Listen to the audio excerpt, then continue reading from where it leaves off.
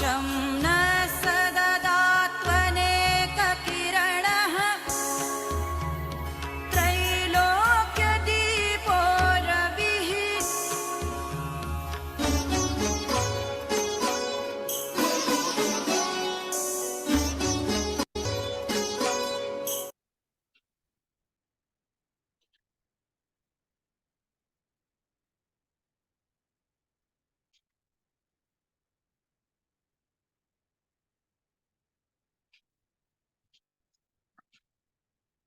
जी नमस्कार। प्रणाम सर। गुरु जी प्रणाम। बहुत बहुत आशीर्वाद। गुरु जी नमस्कार।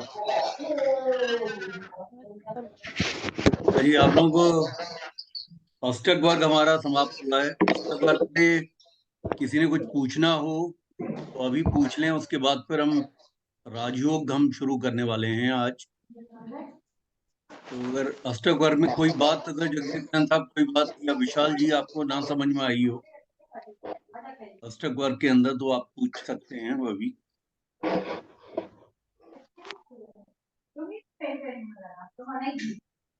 गुरुजी एक तो इसमें आपने कंक्लूजन ये दे दिया कि अष्टक वर्ग से कोई खास उसके लाइफ पे फर्क नहीं पड़ता बिंदु ज्यादा होने से या कम होने से, तो फिर इनका उपयोग क्या रहा?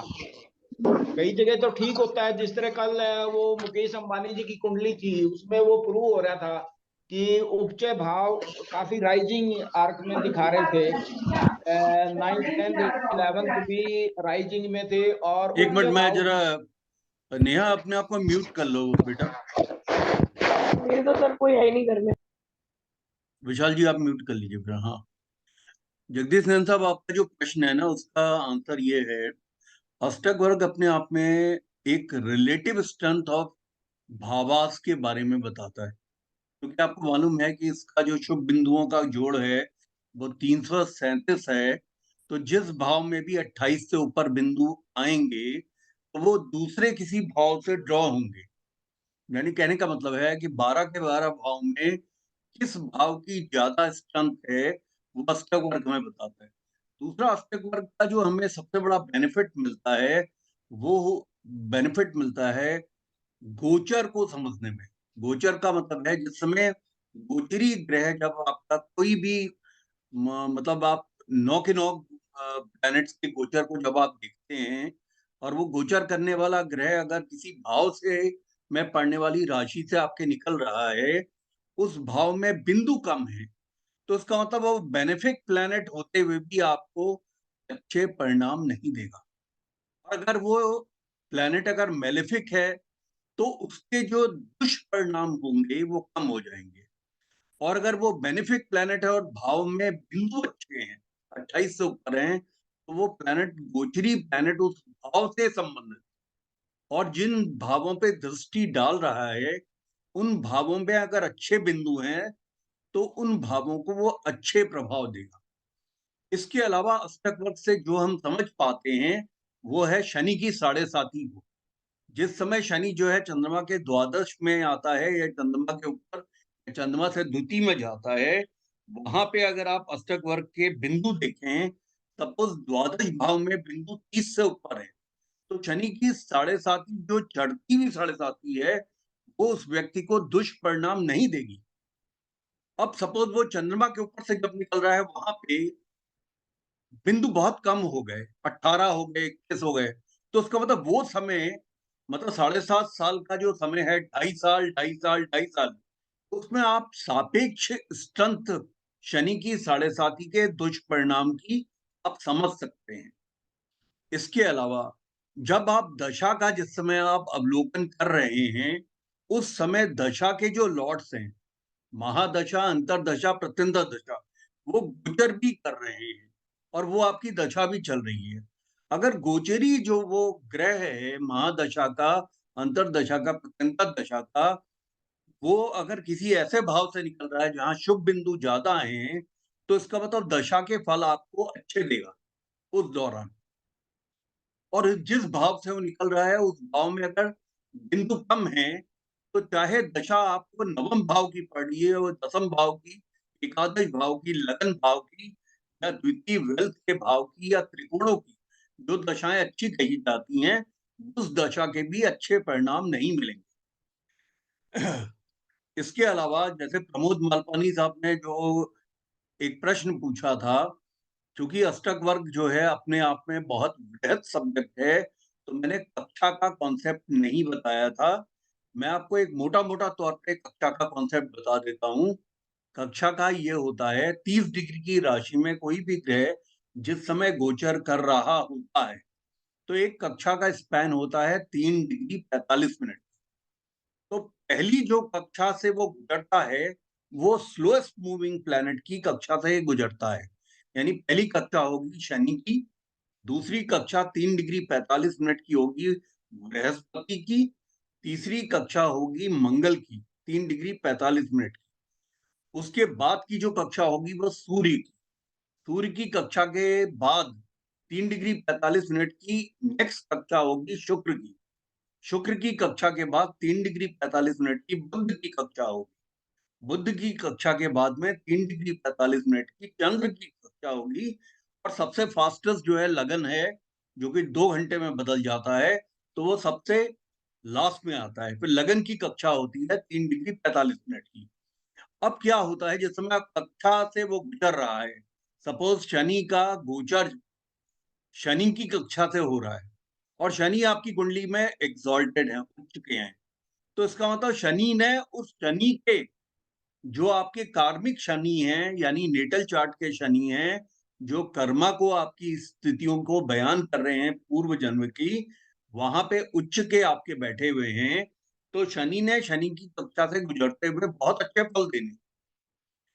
सपोज आपके बृहस्पति आपके जो है कुंडली के अंदर में उच्च के हैं, अब वो दूसरी कक्षा में जब वो प्रवेश करता है 3 डिग्री 45 मिनट की, आपको सॉफ्टवेयर बता देता है कि कब शनि जब शनि घुसेगा किसी कक्षा में, तो 0 डिग्री से घुसेगा।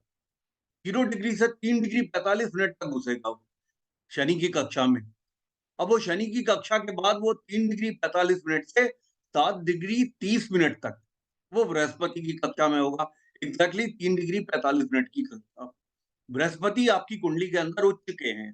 तो इसका मतलब सेकंड कक्षा का प्रभाव आपको पहली कक्षा के प्रभाव से ज़्यादा अच्छा। अब सपोजिंग आपकी कुंडली जो है चंद्र लगन की है या सूर्य के लगन की है, जहाँ पे मंगल योगाकारी हो जाते हैं, तो वो तीसरी कक्षा में जैसे ही प्रवेश करेगा, 7 डिग्री 30 मिनट के बाद 3 डिग्री 45 मिनट के लिए 11-15 तक जब वो चलेगा, 7 डिग्री 30 मिनट से 11 डिग्री 15 मिनट तक जब वो रहेगा 3 डिग्री 45 मिनट की कक्षा में, उस समय वो मंगल की कक्षा से गुजर रहा है। अब सपोजिंग आपकी कुंडली जो है चंद्र लगन की है या सूर्य लगन की है, जिसमें मंगल योगाकारी हैं, अथवा आपकी कुंडली जो है मंगल के ये लगन की है, जिसमें मंगल की अपनी स्थिति त्रिकोणों की है, शुभ भावों की है, तो उसका मतलब मंगल की कक्षा से गुजरता हुआ वो शनि बहुत अच्छे परिणाम दे जाएगा, क्योंकि वो मंगल की कक्षा में आकर मंगल के रंग में आ गया।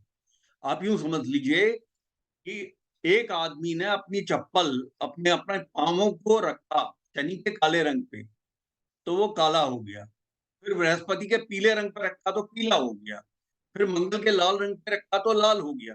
अब मंगल आपकी कुंडली के अंदर कार्मिक सिचुएशन में बहुत अच्छा बैठा है, उच्च का बैठा है मकर का। तो अब वो जैसे ही मंगल की कक्षा में शनि प्रवेश करेंगे 7 डिग्री 30 मिनट के बाद और 11 डिग्री 15 मिनट तक, तो इसका मतलब ये जो कक्षा के अंदर ये शनि बाध्य हो जाएंगे, क्योंकि उनका कलर चेंज हो गया है। अब वो रेड कलर पे आ गए हैं। और रेड कलर का मंगल जो आपका है, वो आपका उच्च का है आपकी कुंडली के अंदर, या योगाकारी है चंद्र या सूर्य लगन में का आपका लगन है, जहाँ योगाकारी होते हैं मंगल, तो उसका प्रभाव अच्छा मिल जाएगा। उसके बाद वो सूर्य की कक्षा में आएगा सिंदूरी रंग में। और सूर्य आपके उच्च के हैं कुंडली के अंदर या त्रिकोणों में बैठे हैं, तो सूर्य की कक्षा में आते ही वो शनि अपने पिता की कक्षा से गुजरते हुए आपको अनिष्ट नहीं दे सकते, खराब नहीं कर सकते आपके साथ। तो प्रमोद मालपानी जी ने जो ये प्रश्न पूछा था, क्या शनि की साढ़ेसाती हमेशा खराब होती है? मैंने उस समय इनको बताया था कि कक्षा का कॉन्सेप्ट जो है अष्टक वर्ग के अंदर आता है। मैंने उसको टच इसलिए नहीं किया था क्योंकि एक पिटारा खुल जाता फिर, क्योंकि अष्टक वर्ग अपने आप में वृहद सब्जेक्ट है।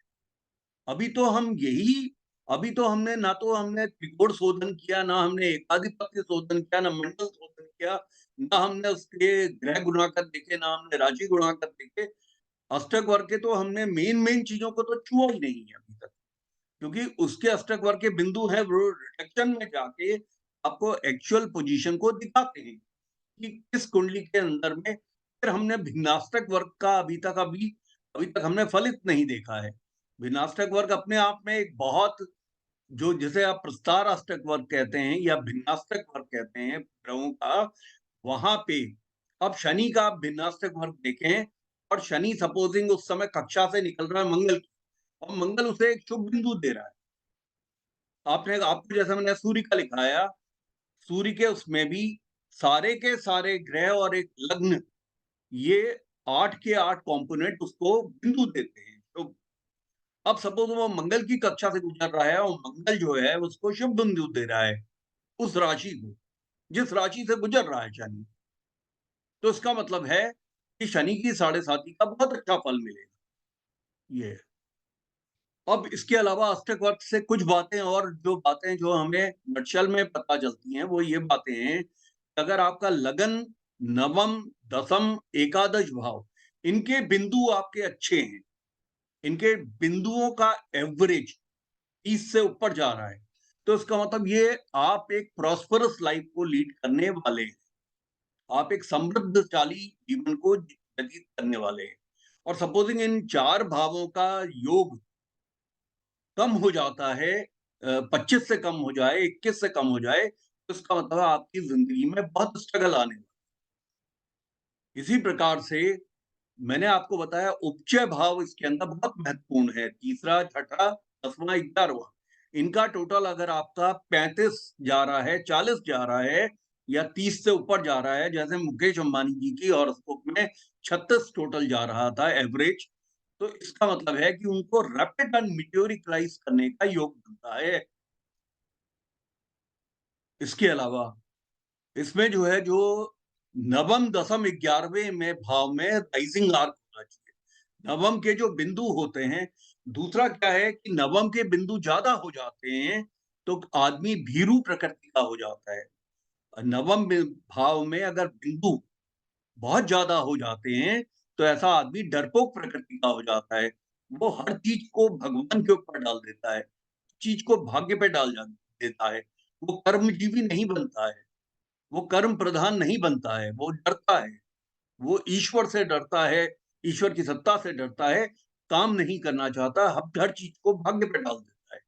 वो कहता है भाई भाग्य की वजह से मैं राइज नहीं कर पा रहा हूँ। तो नवम भाव के बिंदु कम होने से आदमी डरपोक नहीं होता, कर्मजीवी होता है।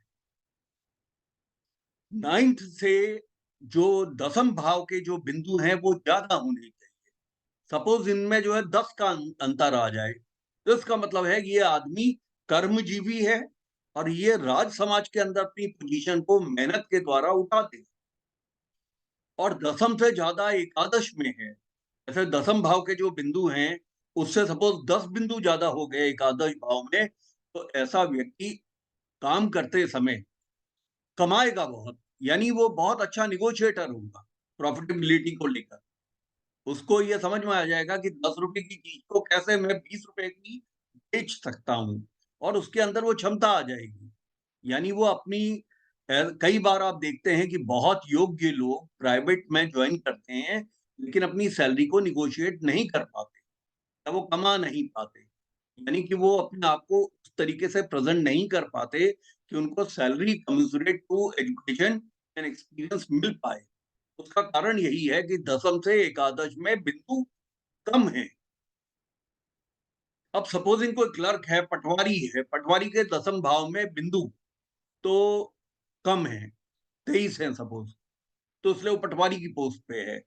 लेकिन उसके एकादश भाव में बिंदु है 33, तो क्या होगा, उस पटवारी को पटवारी की नौकरी करते हुए भी धन का आगमन बहुत होगा। यानी वो चाहे ऊपर की इनकम से कमाए, लेकिन वो इतना कमाएगा कि उसका घर भरा रहेगा, समृद्धशाली रहेगा। कई बार मेरे पास में पुलिस के नीचे के अधिकारी आते हैं जिनके की दसम भाव के अंदर बिंदु सिर्फ 28 या 28 से कम 25 होते हैं, लेकिन एकादश भाव में उनके बिंदु 40 हो जाते हैं। तो वो लोग उनको वो थाने की पोस्टिंग्स मिलती है जिन थानों के अंदर वो साल भर में 1 करोड़ रुपए कमा लेते हैं। उनके पास इनोवा भी होती है, उनके पास बड़ी गाड़ियां भी होती हैं, उनके पास प्रॉपर्टीज भी है। तो अष्टक वर्ग जो है आपको नटशल में ये बताता है कि आपका जीवन व्यापन किस तरीके से होगा। तो आप चूंकि भावों के सिग्निफिकेशन को जानते हैं, आप जानते हैं कि इस भाव से क्या निकलता है। सपोजिंग किसी व्यक्ति का के चतुर्थ भाव के अंदर बिंदु जो है बहुत ज्यादा है, तो आप ये समझ जाइए कि उसको वसीयत की प्रॉपर्टी भी मिलेगी, साथ में वो प्रॉपर्टी में इन्वेस्टमेंट करके और प्रॉपर्टी बनाए, उसके बाद व्हीकल्स भी होंगे, उसके बाद सुख भी होगा। किन चीजों से सुख होगा? मटेरियल लाइफ, यानी उसको जो है एसेट्स के भाव उसके बढ़ जाएंगे। कई बार मेरे पास आईएएस अधिकारियों की कुंडली आती है जिसके अंदर दसम भाव और एकादश भाव के बिंदु बराबर होते हैं। दसम भाव में 33 बिंदु हैं और एकादश में भी 33 है। उनको थ्रू आउट द लाइफ उनको पोस्टिंग ऐसी मिलती है जो सेक्रेटेरियल पोस्टिंग होती है। उनको कोई धन का आगमन नहीं होता, और अगर होता भी है तो वो कमाने की स्थिति में नहीं होते हैं, वो डरते हैं, नहीं कमा पाते। वो जो है एक आईएएस अधिकारी को जो सैलरी मिलती है उसी सैलरी पे गुजारा कर रहे और 11th में गुरुजी 10th से कम रह जाए तो? 11th में अगर 10 से कम हो गए तो ऐसा व्यक्ति कमाएगा अगर तो वो छिपाव की कमाई कर सकता है अगर अष्टम में बिंदु ज्यादा है, लेकिन वो उस पैसे को इस्तेमाल नहीं कर पाएगा, दिखा नहीं पाएगा। उस 11th हाउस जो है हमारी उस सोसाइटी को रिप्रेजेंट करता है, सोशल लाइफ को रिप्रेजेंट करता है, उस एलीट लाइफ को रिप्रेजेंट करता है जहाँ पे हम फ्लॉन्ट करते हैं मतलब दिखावा करते हैं, बड़ी गाड़ियों का, बड़े मकानों का, बड़े खर्चे का। ऐसा आदमी का अगर वहां बिंदु अगर कम हो गए तो एक तो उसको उतना धनागमन नहीं होगा, धनार्जन उसका उतना ज्यादा नहीं होगा, और अगर हुआ तो वो छिपाव का होगा क्योंकि उसके अष्टम भाव में ज्यादा बिंदु है। लेकिन वो लोगों के सामने दिखावे के लिए वो स्कूटर खरीदेगा, मोटरसाइकिल खरीदेगा, वो गाड़ी खरीदने की पोजीशन में नहीं होगा पैसा होते हुए भी। बड़ी गाड़ियां नहीं ले पाएगा, बड़े मकान नहीं ले पाएगा, और अगर लेगा तो किसी रिश्तेदार के नाम पे लेगा। आप समझे? आप ये होता है। ऐसे बहुत से सरकारी अधिकारी हैं जिन्होंने की, मैं ऐसे लोगों को जानता हूं जिन्होंने अपने नौकरों के नाम पे प्रॉपर्टीज ली, जिन्होंने अपने दूर दूर के रिश्तेदारों के नाम पे प्रॉपर्टीज खरीदी हुई है। मेरठ में बड़े बड़े वो लिए हैं, उनके 11th हाउस में अच्छे बिंदु नहीं है, तो क्या है कि वो, लेकिन अष्टम में बिंदु ज्यादा अच्छे हैं, तो वो अष्टम भाव क्या होता है कि छिपाव की इनकम को भी दिखाता है। इसीलिए एकादश भाव का अष्टम से संबंध होने से आदमी छिपाव की इनकम करता है, जिसे ब्लैक मनी कहते हैं, और उसको वो इस्तेमाल नहीं लेकिन नहीं कर पाता। उनके जाने के बाद उनके बच्चे इस्तेमाल करते हैं क्योंकि बच्चों के दसम भाव के बिंदु से एकादश भाव के बिंदु बहुत ज्यादा है। ये है। इसके अलावा अगर थर्ड हाउस में किसी के बिंदु ज्यादा हो गए तो ऐसा आदमी बहुत एंटरप्राइजिंग होगा। यानी कहने का मतलब है ऐसे आदमी को आपको कहना नहीं पड़ेगा कि तू मेहनत कर, वो स्वयं मेहनत करेगा, वो जानबूझ के मेहनत करेगा। लगन के बिंदु अच्छे हों, अब जैसे मेरे लगन पे 31 बिंदु हैं और मेरे सप्तम भाव में भी 31 बिंदु हैं, तो मैं अपनी पत्नी को एज ए कंपेनियन ट्रीट करता हूँ। मैं कभी भी अपना अपर हैंड नहीं रखता, मैं उनको हिमा जी करके बोल के बड़े रिस्पेक्टफुली घर में रखता हूँ। और ये मेरा शुरुआत की मैरिज से है, क्योंकि हम दोनों के बिंदु बिल्कुल बराबर हैं, 31 वहां है, 31 यहाँ है, सप्तम में है। तो उसकी वजह से क्या है कि वाइफ एक कंपेनियन एंड फ्रेंड के रूप में ट्रीट की जाती है। गुरुजी बिंदु ना हो अगर हाउस में, तो कोई भी बिंदु ना हो? नहीं, ऐसा तो कभी भी नहीं हो सकता।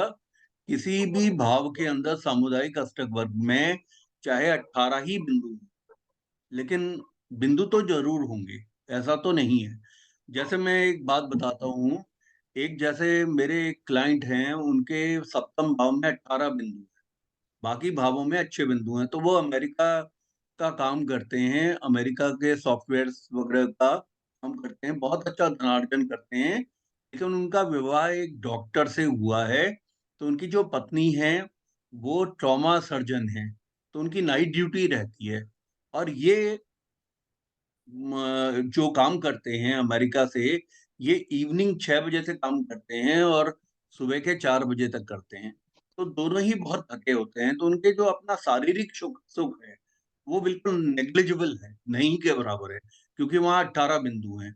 और जो उनका दूसरा बच्चा हुआ है, उस दूसरे बच्चे के उसमें पत्नी को बहुत तकलीफें आई, क्योंकि सेकंड चाइल्ड 7th हाउस से देखा जाता है। अभी उनके एक बच्चे का एक्सीडेंट हो गया था, तो उस बच्चे का पाँव टूट गया था झूले से गिर के, तो उसके 3 ऑपरेशन करके उसके पाँव को सीधा किया गया। यानी कहने का मतलब है बिंदु का कम हो जाना उस बात को बताता है कि उस भाव से आने वाला व्यक्ति सफर करेगा। उनकी पत्नी की भी मैं हॉरोस्कोपी अलग से कर चुका हूँ, उनकी भी हॉरोस्कोपी अलग से कर चुका हूँ। तो जो उनके अंदर सबसे बड़ा जो आपस में एक रोष रहता है, वो है कि हमारे मैन वाइफ रिलेशन नेग्लिजिबल है, नहीं के बराबर है। उसका कारण है 18 बिंदु का होना सप्तम भाव में। क्योंकि अब जब हस्बैंड वाइफ दोनों ही नाइट ड्यूटीज करेंगे, तो कितना थक जाएँगे और दिन में सोना पड़ता है उनको, तो ये है। तो अब आप समझे बात को। तो बिंदुओं का ना होना एक बहुत बिंदु जो है खत्म नहीं हो सकते, 0 नहीं हो सकते। बिंदु जो है कम हो सकते हैं, किसी के 14 हो सकते हैं, किसी के 15 हो सकते हैं, किसी के 18 हो सकते हैं। ये कम बिंदु होंगे, तो वहां बैठा हुआ बहुत अच्छा राजयोग बनाने वाला ग्रह भी राजयोग को फलित नहीं कर पाएगा, राजयोग का अच्छा फल नहीं दे पाएगा। ये होता है। तो अष्टक वर्ग अपने आप में एक समझने के लिए बहुत अच्छी साइंस है, अपने आप में बहुत प्रबल एक सब्जेक्ट है, लेकिन अष्टक वर्ग को पूर्ण रूप से पढ़ने के बाद आप चीजों को समझ पाते हैं। अष्टक वर्ग के अंदर जो हमारा राशि गुणाकर और ग्रह गुणाकर होता है, उसको हम मल्टीप्लाई करके हम उसे डिवाइड करते हैं। तो डिवाइड करने के बाद जो आयु आती है, उस आयु के अंदर अगर मेलेफिक प्लैनेट्स की स्थिति होती है, तो मेलेफिक प्लैनेट जब गोचर करता है उस समय पे, तो व्यक्ति की इवन मृत्यु भी हो सकती है। ये तक पता चल जाता है। जो आयुर्दाय है, उसका विषय जो है अष्टक वर्ग में सबसे मजबूत विषय है। रिश्तेदारों में किसी को तकलीफ होगी कि नहीं होगी। तो अब आप लोगों का अष्टक वर्ग का एक बेस मैंने तैयार कर दिया है। अब अष्टक वर्ग की पुस्तकों को आप अच्छी तरह से पढ़ लीजिए। इससे आप इस सब्जेक्ट पे बहुत अच्छे परिणाम निकाल पाएंगे। और जैसे मैंने आपको बताया कि जो आपकी जो भी दशाएं चलती हैं, उन दशाओं का भी गोचर देखा जाता है।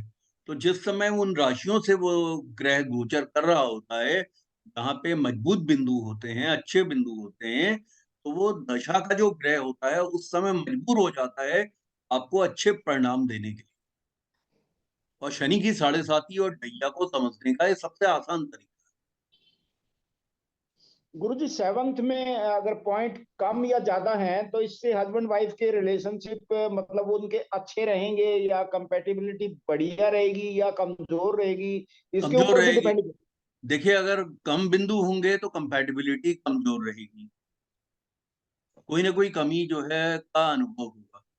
और अगर बिंदु अच्छे हैं तो उनके आपस में कंपैटिबिलिटी बहुत अच्छी रहेगी। तो ये ये दोनों के चेक करने पड़ेंगे हस्बैंड वाइफ के, या एक से भी पता चल सकता है? ऐसा देखिए, ये आपने बहुत अच्छा प्रश्न पूछा है। सपोजिंग, जैसे कहने का मतलब है कि मेरे अपनी कुंडली के अंदर में 31 और 31 बिंदु हैं। 31 बिंदु प्रथम में है और 31 बिंदु जो है 7th में हो गई। 7th में। तो मेरा अपना जो रुझान होगा वो पत्नी को एक पार्टनर की तरह या कंपेनियन की तरह, फ्रेंड की तरह देखने का होगा। अब एक हाइपोथेटिकली, वैसे तो खैर मेरी पत्नी के उसमें भी बराबर ही बिंदु आते हैं लगभग, मतलब 2 3 4 बिंदु को छोड़कर बराबर ही आ रहे हैं। तो उनका स्वयं का भी मेरे प्रति जो रुझान है बिल्कुल एक बड़ा फ्रेंडली रुझान है, बहुत डिवोशन कर।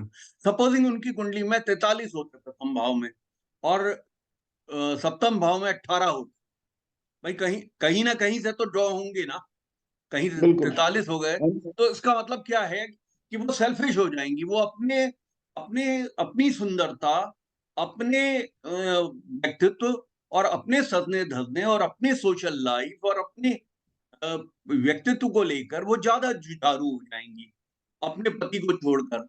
पति के प्रति उनका जो है रुझान उतना नहीं रहेगा, क्योंकि पति वाले भाव में जो है बिंदु कम है, तो वो उसकी उस व्यक्ति विशेष की मानसिकता को प्रभावित करेगा।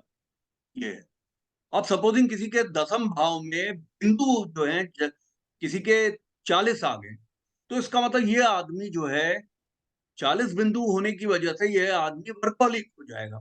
ये अपने 10th भाव को, रोजगार को बेटरमेंट के लिए ये बहुत काम करने वाला है।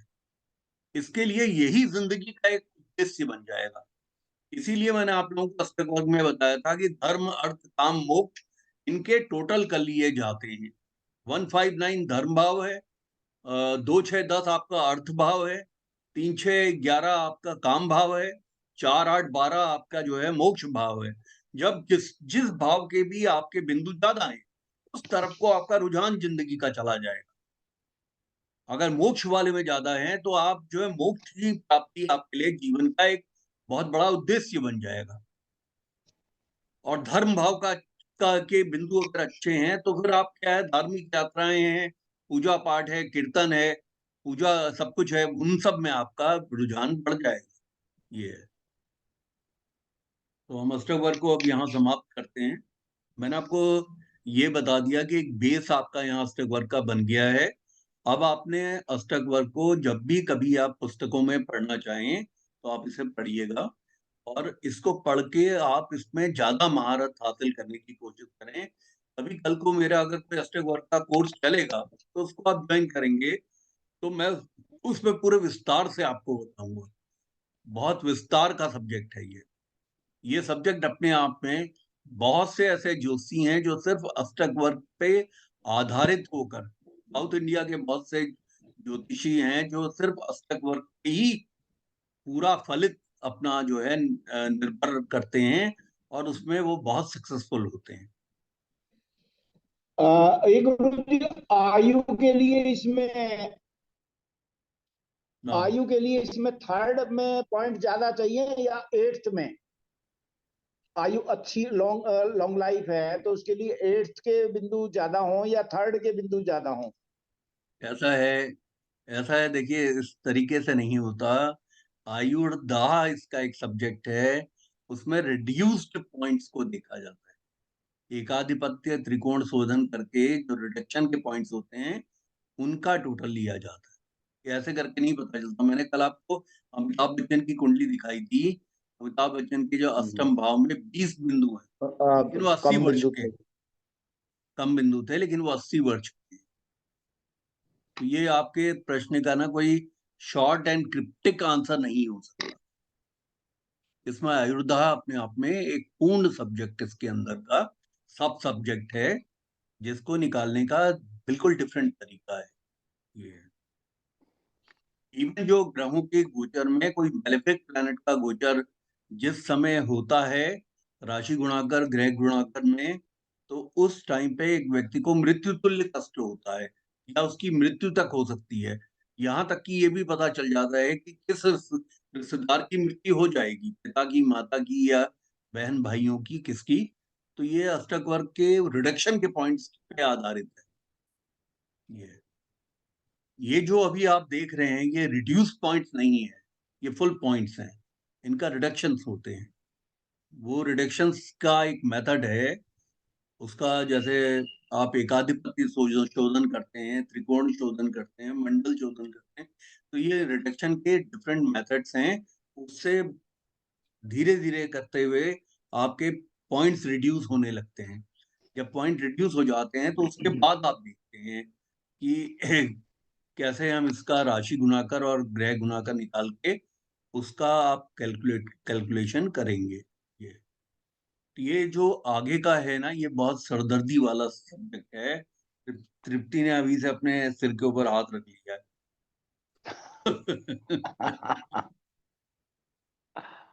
तो उतना ही हमारे कोर्स में है जितने में आपको सरदर्दी ना हो।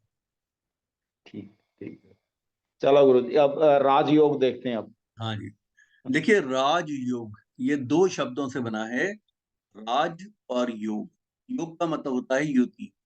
राजयोग बनता कैसे है? ये प्लैनेटरी कॉम्बिनेशन से बनता है और ये 2 तरह के होते हैं। एक होता है राजयोग और दूसरा होता है अरिष्ट योग।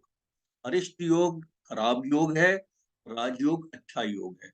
राजयोग के बाबत जो है, पहले जो राजा लोग होते थे, उनकी कुंडलियों में राजयोग को देखा जाता था। क्योंकि वो राजा के या तो वो समकक्ष होते थे या राजा होते थे। जिनके भी राजयोग अच्छे होते थे, ऐसे राजा दूसरे राजाओं के ऊपर विजय प्राप्त करके अपने राज्य को बढ़ाते थे। और इसी प्रकार से जिन विद्वानों की कुंडली में ये राजयोग होते थे, वो राजयोग हायर लर्निंग में बहुत बड़े विद्वान बनते थे। इसी प्रकार से जिनके राजयोग धन से संबंधित होते थे, वो लोग महंत बनते थे, वो ऐसे सामंत बनते थे या ऐसे महाजन बनते थे या ऐसे बिजनेसमैन बनते थे, जिनके पास धन की कोई कमी नहीं होती थी। उनके गल्ले में बहुत पैसा होता था, उनके पास में बहुत सोना-चांदी वगैरह होता था। आज की उसमें जो राजयोग है, वो आज जो मिनिस्टर्स बनते हैं, आज जो गवर्नमेंट के ऑफिसर्स बनते हैं या कॉर्पोरेट लेवल पे जो बड़े अधिकारी बनते हैं या एमडीज बनते हैं या मीडियम स्मॉल स्केल इंडस्ट्रीज को प्रारंभ करके उसे बड़े लेवल पे लेके जाते हैं, उन सबकी कुंडलियों में इस तरह के राजयोग पाए जाते हैं। ये कोई आवश्यक नहीं है कि वो गवर्नमेंट के ही ऑफिसर्स बने। कोई आदमी कॉर्पोरेट के लेवल पे अगर बहुत ऊंचाइयों पे पहुंचता है तो उसकी कुंडली में भी राजयोग होते हैं। जो मेंबर ऑफ लेजिस्लेटिव असेंबलीज होते हैं, मेंबर ऑफ पार्लियामेंट्स होते हैं, मिनिस्टर्स होते हैं, उन सब की कुंडलियों में राजयोग होते हैं। जो आईएएस अधिकारी, आईपीएस अधिकारी, आईआरएस अधिकारी, एलाइड सर्विसेज के अधिकारी होते हैं और ऊंचे ओहदों पे पहुंचते हैं, उनकी कुंडलियों में भी राजयोग होते हैं। तो जो राजयोग है, एक तरह से युति का योग है, यानी ग्रहों की युति का योग, जो कि बृहत पाराशर होराशास्त्र में जिसका विस्तार से दिया गया है। और बृहत पाराशर होराशास्त्र के अनुसार पारामीर की बृहत जातिका में और इसी प्रकार से सारावली के अंदर मंत्रेश्वर की फल दीपिका में और इसी प्रकार से नाड़ी ग्रंथों में राजयोग जो दिए गए हैं, अगर आप उनका टोटल ले लें तो कम से कम 1100 1200 राजयोग आते हैं।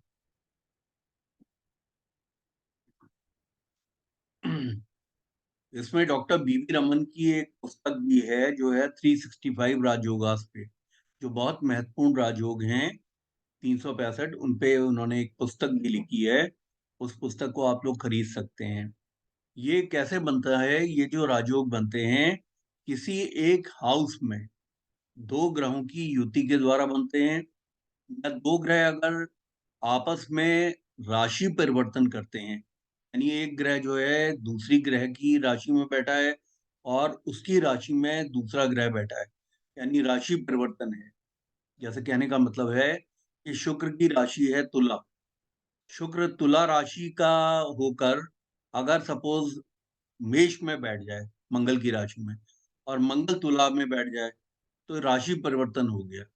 मंगल की राशि है मेष और मंगल बैठ गया तुला में शुक्र की राशि में, और शुक्र जो है, जो कि तुला राशि का मालिक है, वो मंगल की राशि में मेष में बैठ जाए तो राशि परिवर्तन योग हो। तो जो राशि परिवर्तन योग है, ये भी अपने आप में एक राजयोग है।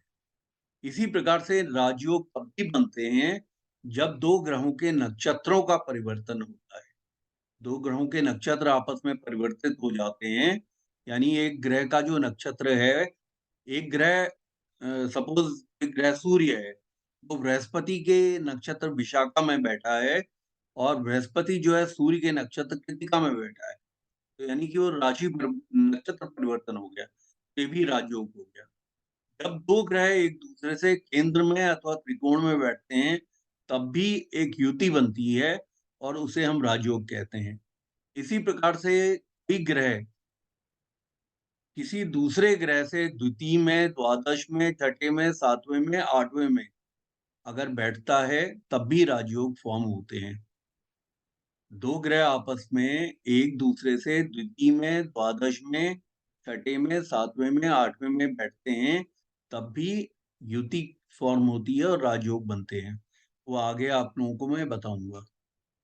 तो यानी कहने का मतलब है जो राजयोग बन रहे हैं वो इसके अलावा कुछ ऐसे स्पेशल कॉम्बिनेशंस होते हैं जो कि high political power and influence के माने जाते हैं। तो वो राजयोग होते हैं एक व्यक्ति की ज्यादा वेल्थ के भी हैं, तो साथ में सोसाइटी के अंदर उसकी पोजीशन के भी हैं। और कुछ ऐसे अरिष्ट योग होते हैं जो आदमी को मिजरीज देते हैं, तकलीफ देते हैं। तो वो या तो उसके अंदर दुर्भावना देते हैं या उसको डिफिकल्टीज देते हैं। तो वो राजयोग के विपरीत अरिष्ट योग होते हैं। तो वो उनके बारे में भी हम बात करेंगे। तो इन राजयोगों पे आधारित बहुत से ज्योतिषी सिर्फ राजयोगों पे आधारित ही पूरा ज्योतिष करते हैं फलित। अब जैसे जो राजयोग हैं जो हाई पॉलिटिकल पावर्स को दिखाते हैं वो एक दूसरे तरह के होते हैं जो कि हाई पोजीशन सरकार के ओहदों में दिखाते हैं। इसके अलावा कुछ ऐसे राजयोग होते हैं जो धन से संबंधित होते हैं। वो आदमी की वेल्थ की पोजीशन को बढ़ाते हैं। इसके अलावा कुछ ऐसे राजयोग होते हैं जो ज्ञान से संबंधित होते हैं। उन्हें ज्ञान योगास कहते हैं राजयोगास को। वो हाई नॉलेज को और मोक्ष की प्राप्ति के लिए एक व्यक्ति को एनलाइटनमेंट की तरफ को ले जाने वाले होते हैं। फिर कुछ अरिष्ट योग होते हैं जो व्यक्ति के जीवन में मिसफॉर्चून, डिफिकल्टीज इन सबको दिखाते हैं। इन किसी भी राजयोग में राहु और केतु को इंक्लूड नहीं किया गया है। और जो चंद्र से बनने वाले राजयोग हैं उसमें सूर्य को इंक्लूड नहीं करते। और सूर्य से बनने वाले राजयोग में चंद्रमा को इंक्लूड नहीं किया जाता। तो इसका मतलब एक नियम ये है कि राहु और केतु को राजयोग में इंक्लूड नहीं किया गया है। और जो सूर्य से बनने वाले राजयोग हैं उसमें चंद्र को इंक्लूड नहीं किया गया है। और जो चंद्रमा से बनने वाले राजयोग हैं उसमें सूर्य को इंक्लूड नहीं किया गया है। अब जो चंद्रमा से बनने वाले जो राजयोग होते हैं, अगर आप कॉन्सेप्ट समझ लेंगे तो आपको रटना नहीं पड़ेगा। चंद्रमा से बनने वाले जो राजयोग होते हैं, पहला राजयोग है सुनफा, दूसरा है अनफा और तीसरा है दुर्धरा। तो जो सुनफा राजयोग होता है वो सूर्य को छोड़कर चंद्रमा से द्वितीय भाव में, राहु केतु को तो लिया ही नहीं जाता, मैंने आपको बताया राजयोग में। तो सूर्य से मतलब चंद्र से द्वितीय भाव में कोई भी दूसरा प्लेनेट बैठा हो राहु केतु और सूर्य को छोड़कर, राहु केतु को तो लिया नहीं जाता। और सूर्य चंद्रमा से बनने वाले राजयोगों में सूर्य को नहीं लिया जाता। तो जो सुनफा योग है उसमें चंद्रमा से द्वितीय भाव में कोई भी अगर ग्रह बैठा है तो ये सुनफा राजयोग बनता है। सुनफा राजयोग जो है, देखिए चंद्रमा से बनने वाले जो राजयोग हैं उनको आपको समझना होगा। चंद्रमा इजी गोइंग मनी को बताते हैं। चंद्रमा धन की अधिकता को बताते हैं। चंद्रमा एक व्यक्ति के निर्मल व्यवहार को बताते हैं। पहले आपको ये समझना होगा कि चंद्रमा जो है मन का कारक होने के लिए की वजह से चंद्रमा मानसो जायते, चंद्र लग्न के संवत होने के लग्न के बराबर का ग्रह होने के बराबर और दशाएं सारी चंद्रमा से निकलने की वजह से चंद्रमा से बनने वाला जो राजयोग होते हैं वो सबसे ज्यादा बली राजयोग माने जाते हैं। तो चंद्रमा के द्वितीय भाव में अगर सूर्य, राहु, केतु को छोड़कर कोई भी दूसरा ग्रह आता है, ये सुनफा राजयोग बनता है। सुनफा राजयोग में व्यक्ति को काफी धनाढ्य होने का बनता है, उसे सोसाइटी के अंदर नोबल प्रोफेशन में होने का बनता है और उसको बहुत मान सम्मान की स्थितियों में आने का बनता है। यानी कि और जिस ग्रह की वजह से ये सुनफा राजयोग बन रहा है उस ग्रह की बहुत अधिकतम उस व्यक्ति के जीवन में बारिश होती है। जैसे अगर गुरु होगा तो ज्ञान की वर्षा करेगा, वेल्थ की वर्षा करेगा।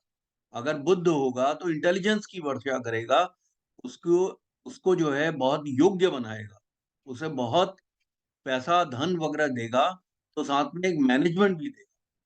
शुक्र जैसा प्लैनेट अगर सुनफा योग बनाएगा तो ऐसे व्यक्ति को जो है लग्जूरियस लाइफ देगा, उसे अच्छी पत्नी देगा, उसे अच्छे बच्चे देगा, उसे अच्छा एक घर का वातावरण मिलेगा, उसको प्रॉपर्टीज वगैरह मिलेंगी। अब इसके बाद जो दूसरा राजयोग आता है उसे कहते हैं अनफा। जब चंद्रमा से द्वादश भाव में, मतलब चंद्रमा से 12वें भाव में कोई भी ग्रह सूर्य राहु केतु को छोड़कर कोई दूसरा ग्रह अगर बैठा होता है तो उसे हम अनफा राजयोग कहते हैं। ये चंद्रमा को बहुत बल देता है और इसमें जो है व्यक्ति बहुत धीर प्रकृति का होता है, धैर्यवान प्रकृति का, और वो जीवन के अंदर धैर्य के द्वारा वो धनार्जन करता है और बहुत बड़े लेवल पे पहुंचता है। उसको राज समाज में बहुत इज्जत मिलती है। अब उसके बाद आता है दुर्धरा राज। दुर्धरा का मतलब हो गया कि चंद्रमा से द्वितीय तथा द्वादश भाव में, चंद्रमा से सेकंड एंड 12th हाउस में। प्रकाश चंद पांडे जी, आपका वीडियो जो है वो टेढ़ा हो गया।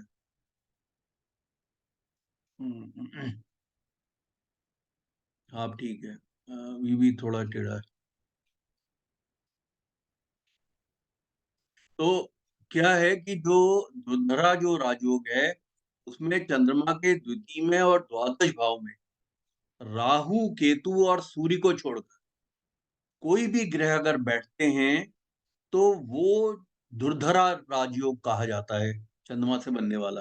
और दुर्धरा राजयोग जो है उसमें जो ग्रह इसको बना रहे होते हैं उन ग्रहों के कारकत्वों की बारिश होती है उस व्यक्ति को। उसका चंद्रमा बहुत सुदृढ़ माना जाता है, स्ट्रांग माना जाता है। और चंद्रमा धन का कारक है, तो ऐसे व्यक्ति को बहुत धनाढ्य बनाता है और ऐसे व्यक्ति को राज समाज के अंदर मान की स्थितियों में ऊपर उठाता है। ऐसा व्यक्ति जो है राजा के समकक्ष बनता है दुर्धरा योग होने में। लेकिन आपको जो शर्त मैंने बताई है, राहु केतु को इसमें नहीं इंक्लूड किया जाता। और दूसरी शर्त जो मैंने आपको बताई है वो है कि सूर्य, चंद्र से बनने वाले राजयोगों में सूर्य को नहीं लिया जाता। इसके बाद कुछ ऐसे योगास हैं जैसे अरिष्ट योग है, केमद्रुम योग है।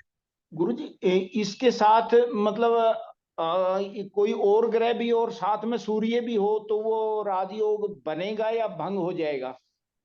राजयोग बनेगा। राजयोग तो उस ग्रह की वजह से बनेगा, लेकिन सूर्य के साथ में होने का कोई फायदा नहीं उसको मिलेगा। मतलब कहने का मतलब है सूर्य उस राजयोग में थोड़ी कमी ला सकता है, लेकिन राजयोग पूर्ण करेगा। जैसे सूर्य के साथ में बुध बैठे हैं या सूर्य के साथ शुक्र बैठे हैं, चंद्रमा से द्वादश भाव में अनफा बन रहा है, या चंद्रमा से द्वितीय भाव में बैठे हैं और सुनफा बन रहा है, तो ऐसी स्थिति के अंदर सूर्य का रोल जो है, रोल प्ले 0 रहेगा। दूसरा, वो सूर्य थोड़ा फलों में थोड़ी कमी कर देगा, क्योंकि अगर वो कंबस कर रहा है सूर्य शुक्र को या बुध को, तो ऐसी स्थिति में सुनफा अनफा, इन दोनों ही स्थितियों में उस राजयोग का प्रभाव कम हो जाएगा। लेकिन सूर्य का कोई रोल प्ले नहीं होने वाला। प्रश्न आपका अच्छा है। इसके बाद जो है मैंने आपको बताया, एक इसमें एक अरिष्ट योग होता है, उसे कहते हैं केमद्रुम योग। केमद्रुम योग का मतलब ये होता है चंद्रमा के से द्वितीय और द्वादश में अगर कोई भी ग्रह नहीं होता तो उसे केमद्रुम योग कहते हैं, जो कि दरिद्र योग होता है। केमद्रुम योग एक दरिद्र योग है। अगर चंद्रमा के अगर द्वितीय और द्वादश में कोई भी ग्रह नहीं होता तो इसका मतलब है कि चंद्रमा वीक हो गया। तो ऐसे व्यक्ति को धन अगर आता है तो उसका धन ज्यादा निकलता है। ऐसे आदमी के पास में हमेशा धन की कमी होती है, वो बहुत उधार में जीता है, वो कभी भी अपने डेट्स को क्लियर नहीं कर पाता और उसे हमेशा जो है धन की कमी का महसूस होना, ये इस योग में होता है। लेकिन केमद्रुम भंग भी होता है। केमद्रुम भंग ये है कि अगर किसी चंद्रमा का किसी ग्रह के साथ में राशि परिवर्तन हो रहा है तो केमद्रुम भंग हो जाएगा। चंद्रमा से अगर केंद्र में अगर बृहस्पति आ रहे हैं तो केमद्रुम योग जो है भंग हो जाता है।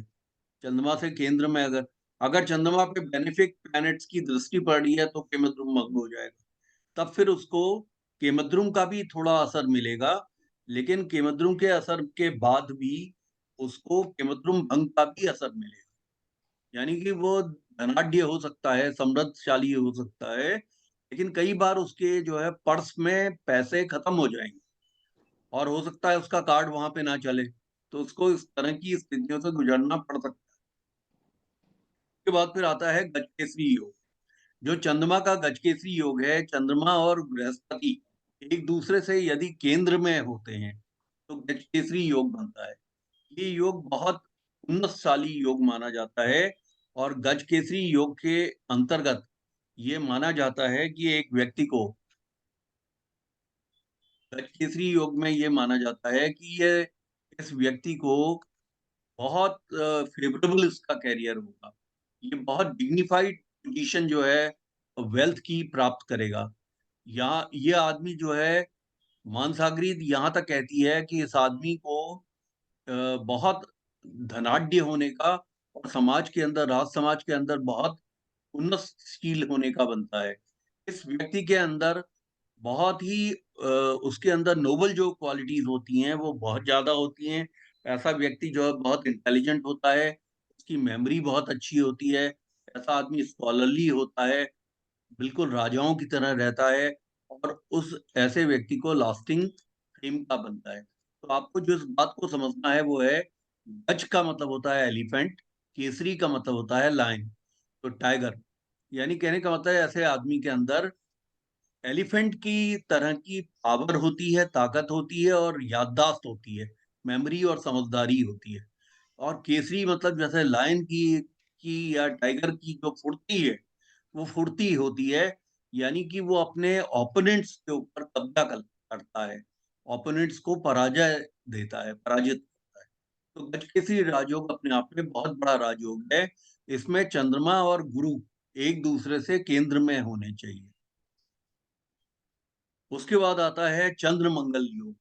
चंद्र मंगल योग का मतलब है चंद्रमा और मंगल अगर युति में है, या चंद्र और मंगल एक, सपोजिंग मंगल चंद्रमा के ऊपर मंगल दृष्टि डाल रहे हैं, या मंगल पर चंद्रमा की दृष्टि पड़ रही है, इससे युति अगर बन रही है, म्यूचुअल एस्पेक्ट है, तो युति बन रही है, तो ऐसी स्थिति में चंद्र मंगल योग बनता है। ये महालक्ष्मी योग भी कहा जाता है। ये धन व्यक्ति को बहुत धनाढ्य बनाता है, लेकिन गुस्से वाला भी बनाता है। उसको गुस्सा गुस्सा भी बहुत तेज होता है। जैसे बिल गेट्स की हॉरोस्कोप में एंजेलिना जूली और ब्रैड पिट की हॉरोस्कोप में चंद्रमंगल योग बनता है। तो पारिवारिक उनका जो है बहुत अच्छा नहीं रहा। आपको मालूम है बिल गेट्स और मेलिंडा गेट्स अलग हो गए, डिवोर्स हो गया। इसी तरह से ब्रैड पिट और एंजेलिना जूली ने भी डिवोर्स ले लिया। लेकिन धनाढ्य, धन के मामले में वो बिलियन क्लब के लोग हैं।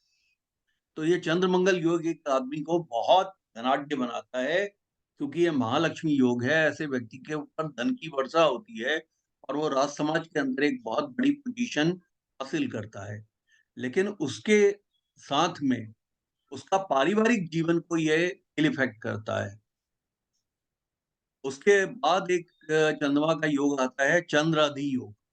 चंद्र अधि योग तब बनता है अगर चंद्रमा से छठे, सातवें और आठवें में, चंद्रमा से छठे, सातवें और आठवें भाव में अगर शुभ ग्रह अगर बैठे हों, तो अगर छठे में कोई शुभ ग्रह बैठेगा तो चंद्रमा के द्वादश भाव को देखेगा। अगर चंद्रमा के छठे भाव में अगर कोई शुभ ग्रह बैठेगा तो वो द्वादश भाव को देखेगा, तो इसका मतलब चंद्रमा को बल प्रदान करेगा। और कोई सप्तम भाव में अगर कोई शुभ ग्रह बैठा है तो चंद्रमा पे दृष्टि डाल के चंद्रमा को एक पावर क्रिएट करेगा। और अगर अष्टम भाव में अगर कोई शुभ ग्रह बैठा है तो वो जो है उसके द्वितीय भाव में चंद्रमा के दृष्टि डाल के चंद्रमा को एक शुभ प्रभाव देगा। तो इस वजह से क्या होता है, चंद्र अधि योग जो बनता है वो चंद्रमा को बल प्रदान करने की वजह से, चंद्रमा धन का कारक होने की वजह से और चंद्रमा एक ल्यूमिनरी होने की वजह से, चंद्रमा रानी सेलेस्टियल कैबिनेट की हैं, तो इस वजह से वो उसे एक राजा का सा स्टेटस मिलता है। उसे जो है राज सिंहासन वगैरह का स्टेटस मिलता है। उसे बहुत पावर, पोजीशन, प्रोस्पेरिटी, अथॉरिटी और वेल्थ का योग बनता है। इसके बाद एक आता है अमल कीर्ति या अमला योग। अमला योग, अमल योग जो जिसे कहते हैं, अमल योग में अगर कोई शुभ ग्रह चंद्रमा से दसम भाव में बैठा है तो इसे अमल योग कहते हैं। ये एक बहुत बड़ा राजयोग है और इस राजयोग की वजह से, चूंकि चंद्र को भी लग्नवत माना जाता है, जैसे कि लगन है, जो इम्पोर्टेंस लगन की है वही इम्पोर्टेंस चंद्र लगन की भी इम्पोर्टेंस होती है। तो चंद्रमा से दसम भाव में किसी ग्रह के आ जाने की वजह से ये बहुत बड़ा राजयोग बन जाता है और उस ग्रह के सभी अच्छे गुण उस व्यक्ति के जीवन में आते हैं।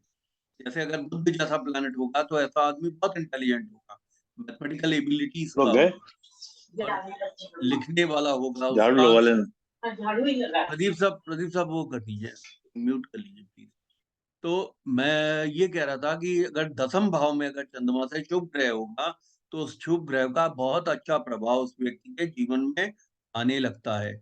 यानी कि ऐसा व्यक्ति बहुत अच्छे प्रभावों को हासिल करता है, राजाओं की तरह से रहता है। इसीलिए उसको अमल कीर्ति योग भी कहते हैं या अमला योग कहते हैं। इसका मतलब चंद्रमा से दसम भाव में एक शुभ ग्रह बैठा है, उस शुभ ग्रह के प्रभाव के चलते उस व्यक्ति के जीवन में सुख आता है। चंद्रमा काल पुरुष की कुंडली में चतुर्थ भाव का स्वामी होकर सुख भाव का स्वामी हो जाता है। तो चंद्रमा का अमल योग बनने से, अमल कीर्ति योग बनने से ऐसे आदमी की कीर्ति, यश कीर्ति पूरे संसार में काफी फैलती है और वो अपने क्षेत्र विशेष में बहुत आगे बढ़ता है। और किस ग्रह की वजह से बढ़ता है? जो उसके दसम में बैठा है। अगर गुरु जैसा प्लेनेट बैठेगा तो उसके अंदर गुरुत्व आएगा, उसके अंदर शिक्षण का वो आएगा, उसके अंदर लेखन और भाषण का आएगा, उसके अंदर बोलने की एक क्षमता आएगी। अगर उसका बुद्ध होगा तो उसका वो वाचाल होगा, वो विटी होगा, ह्यूमरस होगा। अगर मंगल आएगा तो एग्रेशन होगा, उसके अंदर एक हिम्मत होगी, उसके वो बड़ी से बड़ी मुसीबतों के साथ में टक्कर ले सकता है। पुलिस का अधिकारी, आर्मी का अधिकारी बन सकता है, उसको अवार्ड्स, रिवॉर्ड्स, डेकोरेशन मिल सकते हैं। इसी प्रकार से हर ग्रह के साथ में हर ग्रह के अपने जो कारकत्व हैं, अच्छे कारकत्व हैं, वो कारकत्व उसके जीवन के अंदर काफी बृहत्ता के साथ आते हैं। इसीलिए इसको अमल कीर्ति योग भी बोलते हैं। उसके बाद एक चंद्र से बनने वाला योग है गरुड़ योग। गरुड़ योग में क्या होता है कि चंद्रमा का नवमांश में जो राशि का नाथ है, अगर वो उच्च का हो जाए और व्यक्ति का जन्म अगर डे टाइम का है, इसमें दो शर्तें हैं। एक तो उसका जो जन्म है, गरुड़ योग तब बनता है कि उस व्यक्ति का जन्म जो है डे टाइम का होना चाहिए, मतलब दिन का जन्म होना चाहिए। सूर्योदय से प्रारंभ होकर सूर्यास्त के पहले का जन्म होना चाहिए। और दूसरा, जो चंद्रमा नवमांश में जिस राशि में बैठा है, उस राशि का स्वामी उच्च का होना चाहिए नवमांश में। ऐसे में गरुड़ योग बनता है। आप जानते हैं गरुड़ जो है विष्णु भगवान का वाहन है। इस वजह से उसको दैवी आशीर्वाद मिलता है। यानी कहने का मतलब उसको विष्णु भगवान का एक आशीर्वाद मिलता है। और विष्णु भगवान सृजनात्मक है। ऐसा आदमी सृजन के काम करता है, यानी वो क्रिएटिव काम करता है, ऐसे काम करता है जो सोसाइटी को फायदा देते हैं।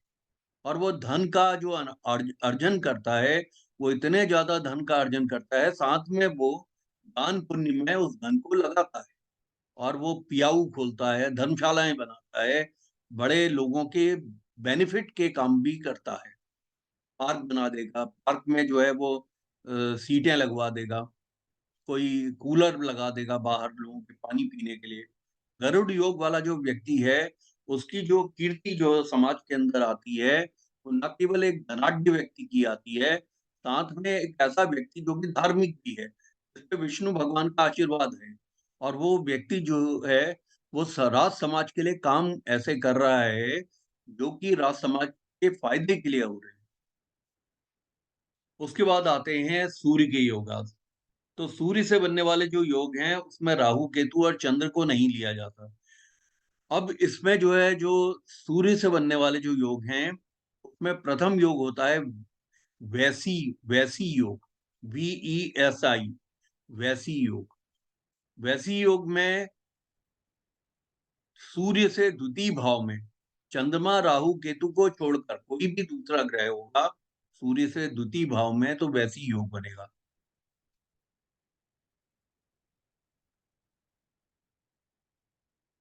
इसको वोसी योग भी कहते हैं, वैसी योग भी कहते हैं, वोसी वैसी, ये दोनों ही बोला जाता है। और जो दूसरा है वो है वासी योग। वासी योग जो होता है वो सूर्य से द्वादश भाव में चंद्र राहु केतु को छोड़कर कोई भी दूसरा अगर ग्रह बैठता है तो वासी योग बनता है। उसके बाद तीसरा योग होता है उभयाचारी योग। उभयाचारी योग होता है सूर्य से द्वितीय और द्वादश भाव में चंद्र राहु केतु को छोड़कर कोई भी दूसरे ग्रह होते हैं तो उभयाचारी योग बनता है। अब जो सूर्य से बनने वाले जो राजयोग हैं उस कॉन्सेप्ट को आप समझिएगा। अभी मैंने चंद्रमा से बनने वाले योग आपको बताए। चंद्रमा जो है धन का आगमन बड़ा सुगम रखता है। सूर्य जो है ईगो सेंट्रिक और क्रूअल प्लैनेट है। तो सूर्य से बनने वाले जो राजयोग होते हैं उन राजयोगों के अंदर एक सबसे बड़ी नेगेटिव बात ये होती है कि सूर्य की क्रुएलिटी आ जाती है व्यक्ति के अंदर, यानी कि वो दंड देने में सक्षम हो जाता है। वैसी योग बने चाहे वोसी योग बने, वैसी बने या वासी बने, वासी योग है उसके द्वादश में सूर्य के, और वैसी योग है जो द्वितीय में सूर्य से चंद्र राहु केतु को छोड़ के कोई दूसरा प्लेनेट। तो ये जो योग बनते हैं या उभयाचारी, उसके द्वितीय और द्वादश में कोई ग्रह बैठे हो चंद्रमा और राहु केतु को छोड़कर, तो उभयाचारी योग बनता है। तो इन स्थितियों के अंदर क्या होता है कि सूर्य की क्रुएलिटी और ईगो सेंट्रिसिटी भी आ जाती है। तो सूर्य से बनने वाले जो राजयोग हैं वो धन को बहुत सुगमता से नहीं लाते, ऐसे व्यक्ति को बहुत मेहनती बना देते हैं। और वो मेहनत के द्वारा, अपनी ताकत के द्वारा, अपने कर्मों के द्वारा, अपनी मेहनत, अपने पराक्रम के द्वारा वो धनार्जन करता है और अपनी पोजीशंस को आगे बढ़ाता है। तो अपने ओपोनेंट्स को वो परास्त करता हुआ चलता है और उनके साथ क्रुएलिटी भी करता है। ऐसे बहुत से राजा महाराजा हुए हैं, बादशाह हुए हैं, जिनके कुंडलियों में वैसी वासी उपचारी योग था। तो उन्होंने कत्लेआम किया, उन्होंने लोगों को मारा, उन्होंने लोगों पे टेरर क्रिएट किया। अब आप समझ गए।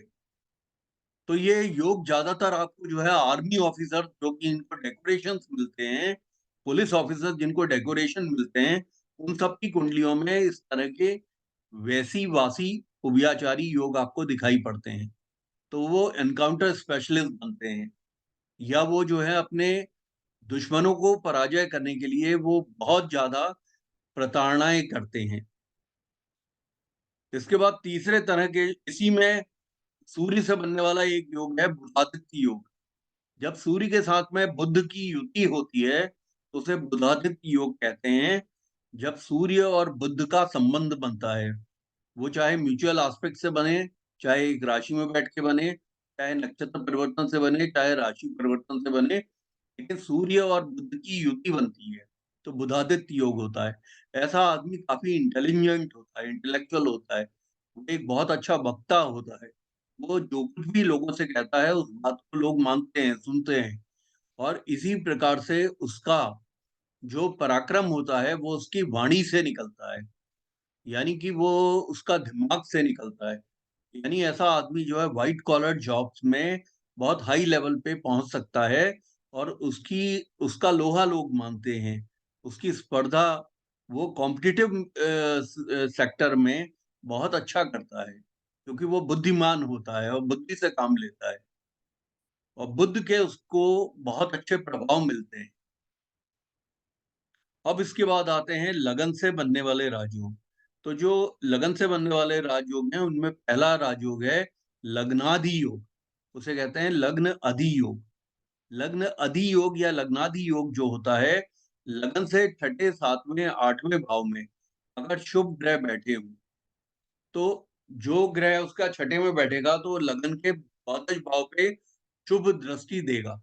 जो ग्रह उसके सप्तम में बैठेगा लगन के, तो वो लगन पे दृष्टि देगा शुभ ग्रह, और जो ग्रह उसके अष्टम में बैठेगा वो द्वितीय भाव पे शुभ दृष्टि देगा। तो लगन के दोनों तरफ और लगन पर शुभ ग्रहों का प्रभाव होने की वजह से इसे लग्नादि योग कहते हैं, और इससे लगन जो है बहुत मजबूत हो जाता है, और लगन की ताकत मजबूत होने की वजह से ऐसा व्यक्ति बहुत अच्छा काम करता है। मतलब लगन से ही सब कुछ आता है, व्यक्ति का स्ट्रक्चर आता है, उसकी फिजिक आती है, उसका संस्कार आते हैं, उसका जो है उसकी अच्छी कास्ट आती है, उसका अच्छी सोच आती है, उसकी यश मान कीर्ति आती है, लॉन्जेविटी आती है, गुड हेल्थ आता है, वो सभी चीजें उसको बहुत अच्छी मिलती हैं। दूसरा एक लगन से बनने वाला योग है अमल कीर्ति, लग्न अमल कीर्ति राजयोग। लग्न अम्ला योग भी कहते हैं इसको, लगन अम्ला योग या लगन अमल कीर्ति योग। इस व्यक्ति को लगन से दसम भाव में शुभ ग्रह के बैठने की वजह से ये लगन अमल कीर्ति योग बनता है। ऐसे व्यक्ति की कीर्ति, ऐसे व्यक्ति का यश मान समाज के अंदर बहुत स्प्रेड होता है और उसको जो है जीवन के अंदर, राज समाज के अंदर बहुत इज्जत मिलती है, बहुत धन का उपार्जन होता है। और ऐसा व्यक्ति न केवल धनाढ्य होता है, पर वो दूसरों के लिए भी अच्छा काम करता है, जिसकी वजह से उस व्यक्ति की कीर्ति, यश, मान समाज के अंदर फैलता है। इसके बाद जो राजयोग हैं, वो हैं पंच महापुरुष योग। जैसे कि इसका नाम है पंच महापुरुष योग, ये व्यक्ति को महापुरुष की श्रेणी में लेके आते हैं। ये 5 किस्म के होते हैं, इसीलिए इनको पंच महापुरुष योगास बोलते हैं। इसमें पहला जो योग है वो है रुचक पंच महापुरुष योग। रुचक पंच महापुरुष योग, इसके अंदर जो है लगन से केंद्र भाव में मंगल या तो स्वग्रही हो या उच्च का हो, तो ये रुचक पंच महापुरुष योग बनता है। तो ऐसा व्यक्ति मंगल की वजह से भूमि का बहुत अच्छा सदुपयोग कर पाता है। ऐसा व्यक्ति बहुत आर्मी में, पुलिस में बहुत बड़ा अधिकारी होता है। ऐसा व्यक्ति अगर राजा होता है तो दूसरे राज्यों को अपने राज्य के अंदर मिलाता है। हिटलर की कुंडली में रुचक पंच महापुरुष योग बनता था। लगन से सप्तम भाव में मंगल स्वराशिस थे। तुला लगन की कुंडली थी हिटलर की, और उसमें सप्तम भाव में केंद्र में लगन से रुचक पंच महापुरुष योग बनता था। मंगल जो है वो स्वग्रही था, यानी मेष राशि का था, तो वो रुचक पंच महापुरुष योग बनता था। ऐसा आदमी जो है कमांडर इन चीफ होता है, अपनी आर्मीज का जो है वो चांसलर था, तो साथ में वो सेनाओं का भी इंचार्ज था, और वो जो है विश्व विजय पे निकला। तो रुचक पंच महापुरुष योग आपको दिखता है बड़े जनरल्स की कुंडली में, पुलिस के बड़े अधिकारियों की कुंडली में, अथवा आपको ऐसा दिखाई पड़ता है ऐसे लोग जो कि बड़े बिल्डर्स होते हैं, जो कि बड़ी बड़ी कॉलोनीज काट के उनमें पूरी कॉलोनीज बनाते हैं, जैसे अंसल्स हैं, डीएलएफ हैं, उनके जो मालिकान लोग हैं, ऐसे लोगों की कुंडलियों में रुचक पंच महापुरुष योग निकलता है। अब है भद्र योग। भद्र पंच महापुरुष योग जो है वो तब बनता है जब लगन से केंद्र में बुध स्वग्रही हो अथवा उच्च का हो। ये मदन मोहन मालवीय जी की हॉरोस्कोप में था भद्र पंच महापुरुष योग। इसकी वजह से उन्होंने काशी विश्वविद्यालय की नींव रखी। भद्र महापुरुष पंच महापुरुष योग बनाने वाला जो ग्रह होता है वो अपने कारकत्वों के इस तरीके से परिणाम देता है कि व्यक्ति एक महापुरुष की श्रेणी में आ जाता है। यानी बुध क्या है, वो एजुकेशन सेक्टर का प्लेनेट है। बुध जो है वो अकलमंदी का प्लेनेट है, दिमाग का प्लेनेट है, पढ़ाई का प्लेनेट है, बोलने का प्लेनेट है। तो मदन मोहन मालवीय जी जो है पूरे हिंदुस्तान के अंदर घूम घूम के उन्होंने कलेक्शंस किया और काशी विश्वविद्यालय या बनारस यूनिवर्सिटी का फाउंडेशन रखा। अब इसके बाद आता है हंस पंच महापुरुष योग। हंस पंच महापुरुष योग तब बनता है जब गुरु स्वग्रही हो या उच्च का हो, लगन से केंद्र में हो। तो ऐसे में व्यक्ति गुरु के समकक्ष, वो एक बहुत बड़ा गुरु के रूप में निकल के आता है। दूसरा ऐसा व्यक्ति जो है धर्म से संबंधित यात्राएं करता है, धर्म से संबंधित बड़े बड़े काम करता है, जैसे शंकराचार्य जी ने 4 धामों की का फाउंडेशन रखा, इसी प्रकार से जो है ऐसा व्यक्ति वेदों का, शास्त्रों का, इन सब का जो है बहुत अच्छा प्रणेता बनता है, यानी कि उनका वो बहुत अच्छा जानकार होता है, पूजा पाठ का वो बहुत अच्छा जानकार होता है। उसे जीवन के अंदर, जो एजुकेशन सेक्टर के अंदर और धर्म के अंदर, इन क्षेत्रों के अंदर उसको बहुत यश, मान, कीर्ति मिलती है। ऐसा आदमी जो है उपदेशक होता है। या ब्यूरोक्रेसी में अगर ऐसा आदमी जाएगा तो बड़ा रिस्पेक्टेड होगा। यूनियन गवर्नमेंट के अंदर वो सेक्रेटरी के रूप में वो उभर के आएगा, या वो रिजर्व बैंक ऑफ इंडिया में जाके उसका उसका वो गवर्नर बनेगा, बड़ा आदमी बनेगा, ब्यूरोक्रेसी में बहुत ऊंचे ओहदों पे वो पहुंचेगा। और धर्म के क्षेत्र में ऐसा आदमी प्रचारक होता है। अब उसके बाद आता है मलव्य पंच महापुरुष योग। मलव्य पंच महापुरुष योग जो है तब बनता है जब शुक्र केंद्र से, लगन से केंद्र में हो, स्वग्रही अथवा उच्च का हो। जिस समय शुक्र लगन से केंद्र में स्वग्रही हो अथवा उच्च की राशि में बैठा हो, तो योग बनता है मलव्य पंच महापुरुष योग। ऐसे व्यक्ति को जीवन में बड़ी बड़ी गाड़ियों का, पैलेसेस में रहने का, बड़े मकानों का, बड़े धन धान्य का, घोड़ों का, कैटल्स का, इन सब का बहुत बड़ा आशीर्वाद प्राप्त होता है।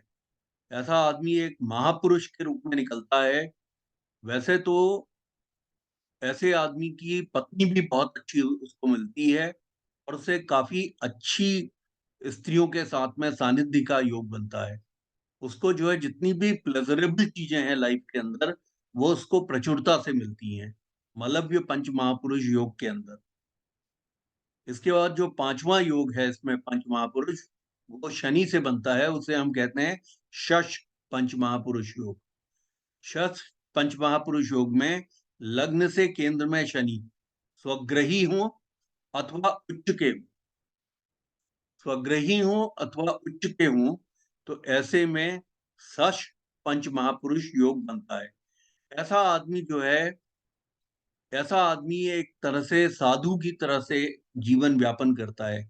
ऐसा आदमी जो है बहुत बड़े लेवल पे पहुंचने के बाद सब कुछ छोड़कर एक साधु के श्रेणी में आ जाता है।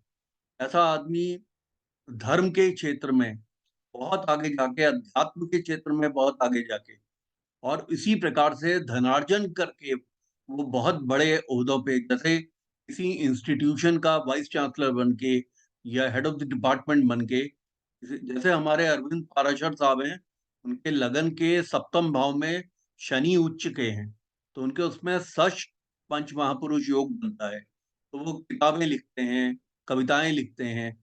शनि जो है व्यक्ति को जो देता है आशीर्वाद में, ऐसा कोई दूसरा ग्रह नहीं देता।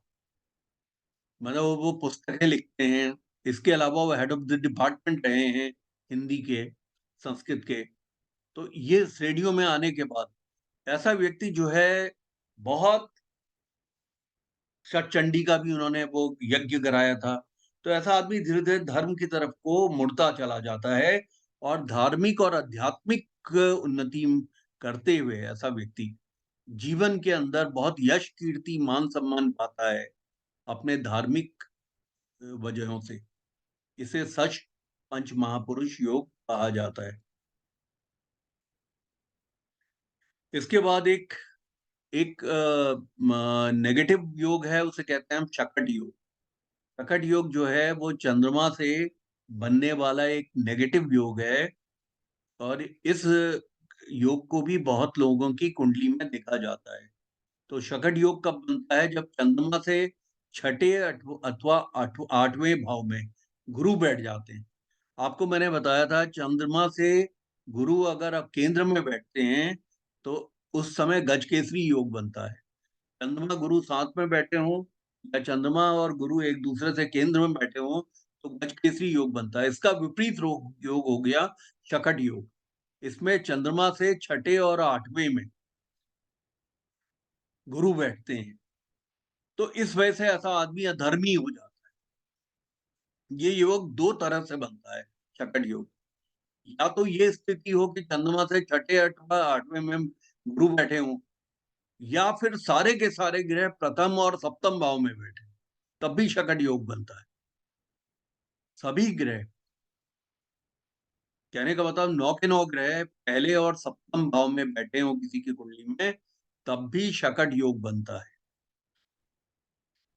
और चंद्रमा से छठे और आठवें में अगर गुरु बैठ जाएं तो भी शकट योग बनता है।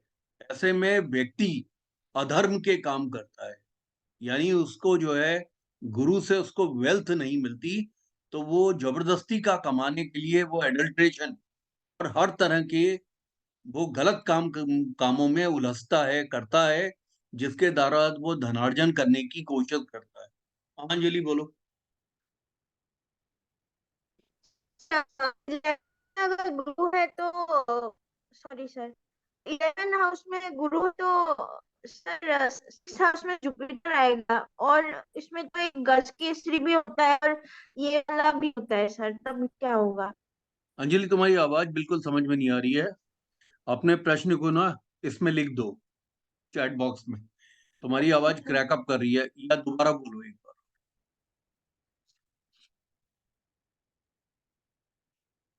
अंजलि, या तो चैट बॉक्स में डाल दो या फिर दोबारा बोलो, क्योंकि मेरे को समझ में नहीं आया है। आप में से किसी को समझ में आया हो तो मुझे समझाएं अंजलि का प्रश्न। एक तो गुरु जी ये गज केसरी के बारे में क्लैरिफिकेशन मांग रही थी, एक तो ये समझ में आया मुझे, और दूसरा समझ में नहीं आया। गज केसरी योग जो होता है, अगर गज केसरी के बारे में तुम क्लैरिफिकेशन मांग रही हो, तो जहां पे भी चंद्रमा कुंडली के अंदर बैठे हैं, वहां से केंद्र भाव कौन से हुए? 1, 4, 7, 10। मतलब वहां से वहीं पे अगर गुरु बैठे हैं, जहां चंद्रमा बैठा है, तो प्रथम भाव में बैठे हैं। वहां से काउंट करने में अगर वो चतुर्थ भाव में बैठे हैं गुरु, तब भी गज केसरी योग बना। वहां जहां पे चंद्रमा बैठे हैं, वहां से सप्तम भाव में अगर गुरु बैठे हैं, तो तुम्हारा जुपिटर जो है वो तुम्हारा मून छठे में है और जुपिटर तुम्हारा चौथे में है, तो ये गज केसरी नहीं बना, क्योंकि चंद्रमा तुम्हारा छठे का है और गुरु तुम्हारा, एक मिनट, क्या बता रही है, टेंथ का हो गया सर इनका। जुपिटर तुम्हारा फोर्थ का है, फोर्थ हाउस में बैठा है जुपिटर, और मतलब चंद्रमा 10th का हो तुम्हारा गया। छठे में है। तो एक दूसरे से एकादश हो गए। चंद्रमा से ये 11वें हो गया गुरु, क्योंकि सर चंद्रमा तुम्हारे छठे में है हाँ, ये और एकादश हो गुरु गया। तुम्हारा जो है वो चौथे में है। तो एक दूसरे से एकादश हो गया ये गुरु जो है, 11वें हो गया चंद्रमा से। ये लाभ का गुरु हो गया, ये लाभ का गुरु हो गया, लेकिन गज केसरी नहीं बना।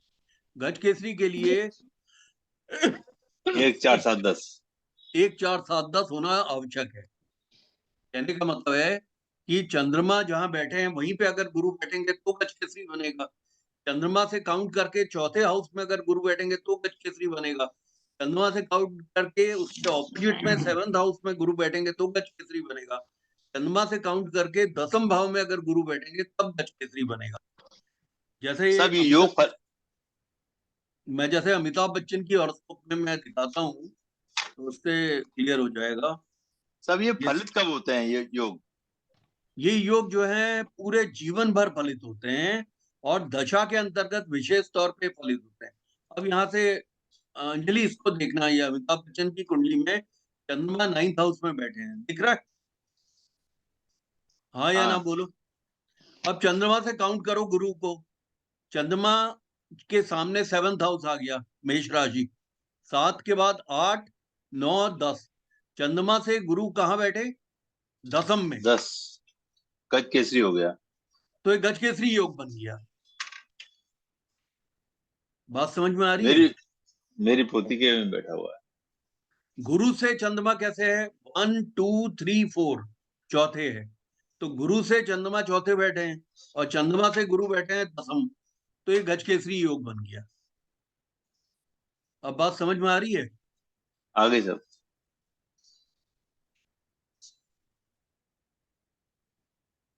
ये गज केसरी योग होता है। आज सब आज इतना इजीली वो हो गया है कि मतलब अब याद करने की जरूरत नहीं है। अब क्लियर इतना हो गया योग कि अब फटाफट निकाल सकते हैं। हाँ, इसके बाद जो है, बस मैं आज अब यहीं तक पढ़ाऊंगा। एक महाभाग्य योग आपको और बताने जा रहा हूँ। वो बता के फिर मैं आपको एग्जाम्पल कुंडली दिखाऊंगा। और बाद में जो है विपरीत राजयोग और नीचभंग राजयोग में अगली क्लास में पढ़ाऊंगा, ठीक है क्योंकि सर। बहुत ज्यादा हो जाएगा आज के लिए अदरवाइज। है हाँ सर। सर ये भी तो एक नेगेटिव इम्पैक्ट है सर इन द रूम।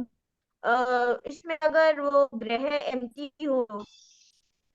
हाँ, अगर तुम्हारे पंचम भाव में कोई ग्रह नहीं है, तुम्हारा छठे भाव का चंद्रमा है, पंचम में अगर कोई ग्रह नहीं है और सप्तम भाव में ग्रह नहीं है, तो फिर किमद्रुम होगी।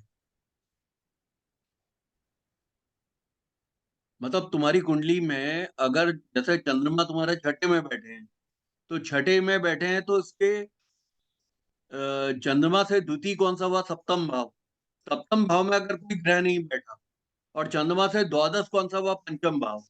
अगर उसमें कोई ग्रह नहीं बैठा तो किमद्रुम होगी। तो किमद्रुम जो योग होता है वो तब भंग हो जाता है जब शुभ ग्रह चंद्रमा को देख रहे हो।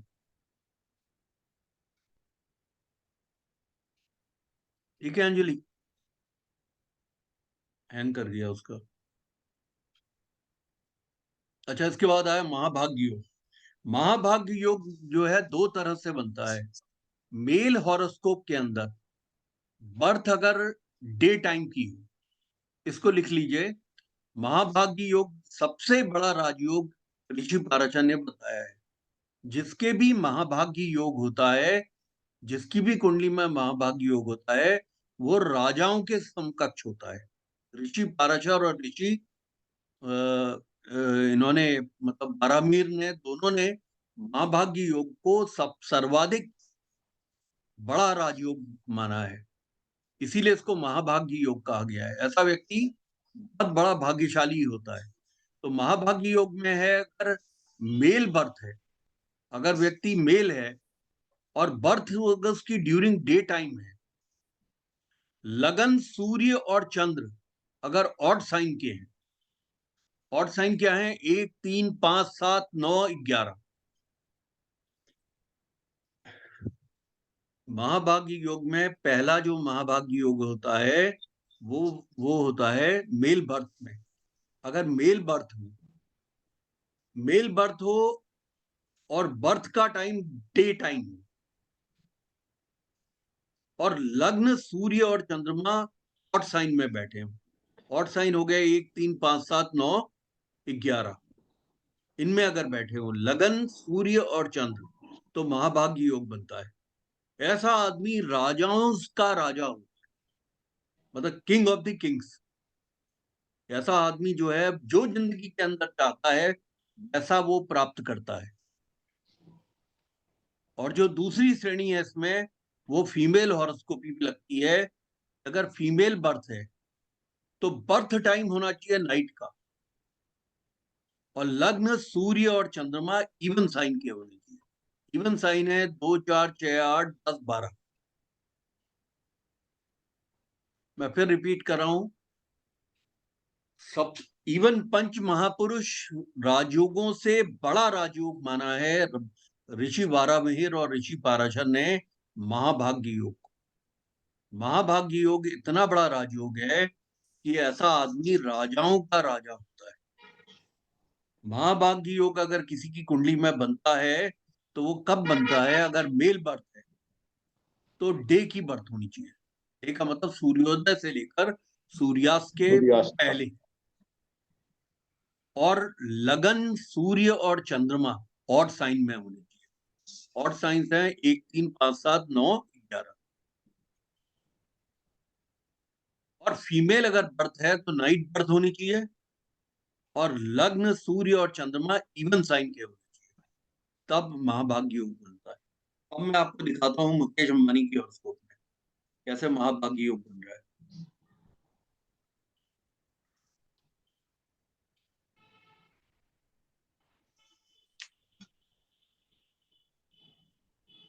ये देखिए, ये है मुकेश अंबानी की हॉरोस्कोप है।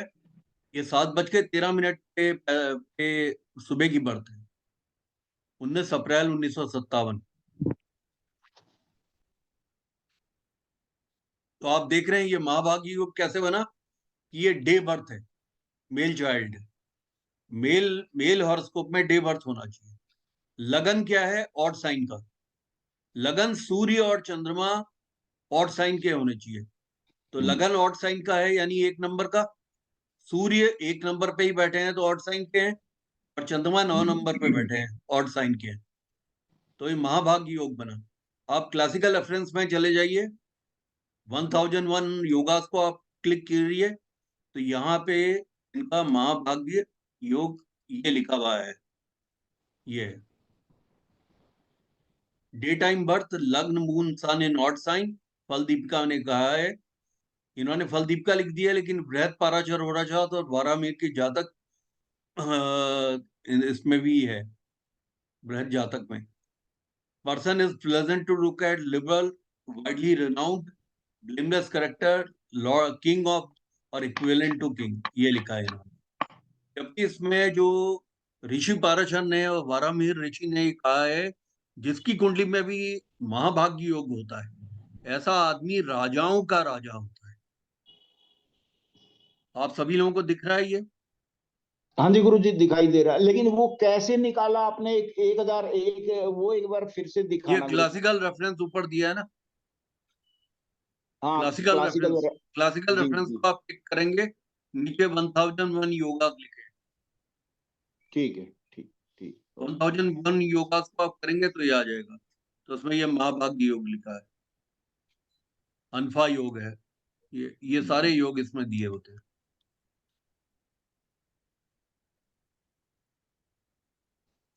तो यहाँ तक आज हम करेंगे, महाभाग्य योग पर हमने किया। आज की class best class sir.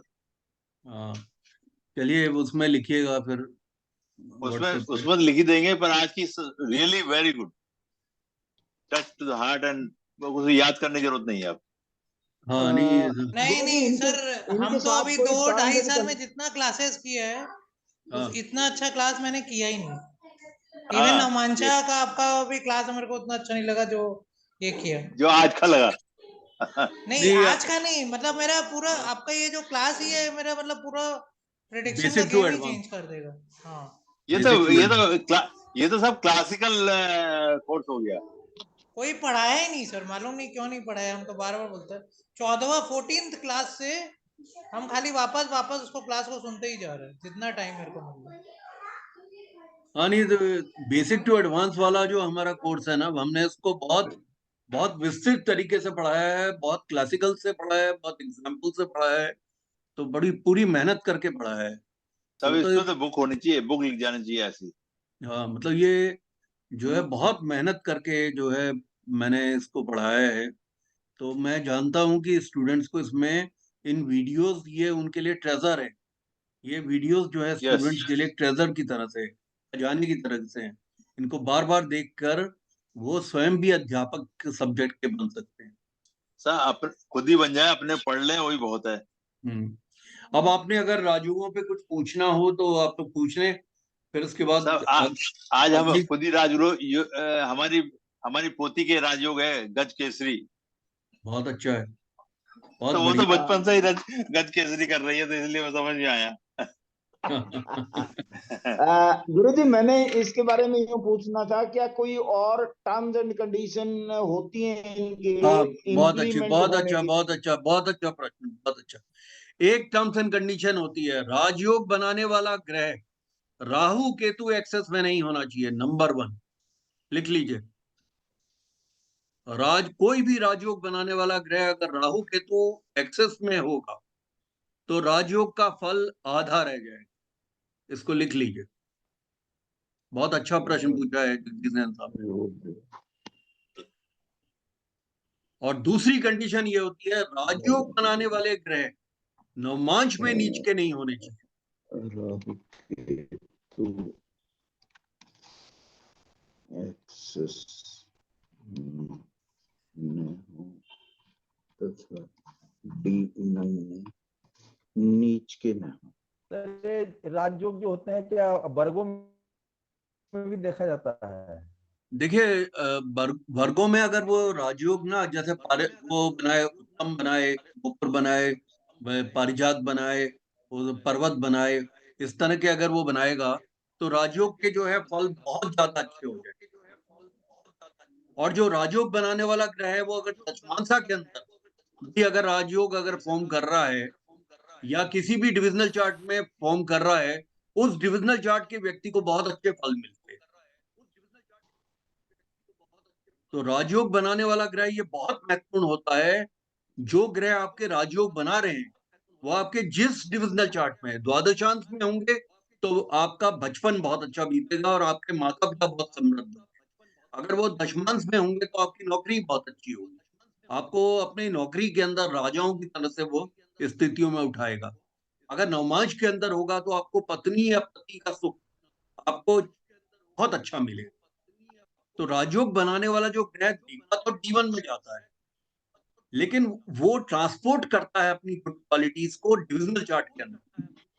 Plus एक बात जो मैंने आपको पहले डिविजनल चार्ट्स में बता दी थी कि भाई डिविजनल चार्ट के अंदर आपको मालूम है कि ग्रह जो है 2 बार वो हो रहा है, तो पारिजात है, उसके बाद उत्तम है, उसके बाद गोपुर है, उसके बाद सिंहासन है, पर्वत है, पर्वत है, उसके बाद जो है वो ब्रह्मलोक और देवलोक, ब्रह्मलोक, ब्रह्मलोक, ऐरावत और सिद्धासन श्रीधाम। श्रीधाम है। तो वो जो उसकी जो क्वालिटीज हैं, अगर ऐसा राजयोग बनाने वाला इस तरह की क्वालिटीज में आ जाता है तो उसका मतलब राजयोग का फल आपको कई गुना मिलेगा, 100 गुना ज्यादा मिलेगा। Okay sir. Right sir. लेकिन ये 2 कंडीशन आपको याद रखनी है कि राजयोग बनाने वाला जो ग्रह है वो राहु केतु एक्सेस में आएगा तो राजयोग का फल 50% रह जाएगा। दूसरी बात है कि राजयोग बनाने वाला ग्रह अगर नवमांश में जाके नीच का हो गया तो राजयोग का फल आधे से कम हो जाएगा। राहु केतु के एक्सेस में तो आइएगा।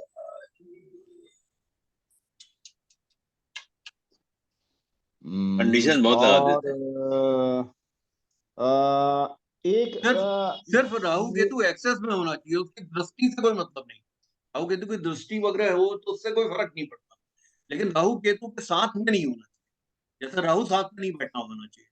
लेकिन अब जैसे डॉक्टर मनमोहन सिंह की हॉरोस्कोप में राजयोग बनाने वाला ग्रह जो है राहु के साथ है, तो उनको वो खींच के पॉलिटिक्स में लेके आ गया, क्योंकि उनका जो राहु है वो राहु भी पुष्कर नवमांशा का है।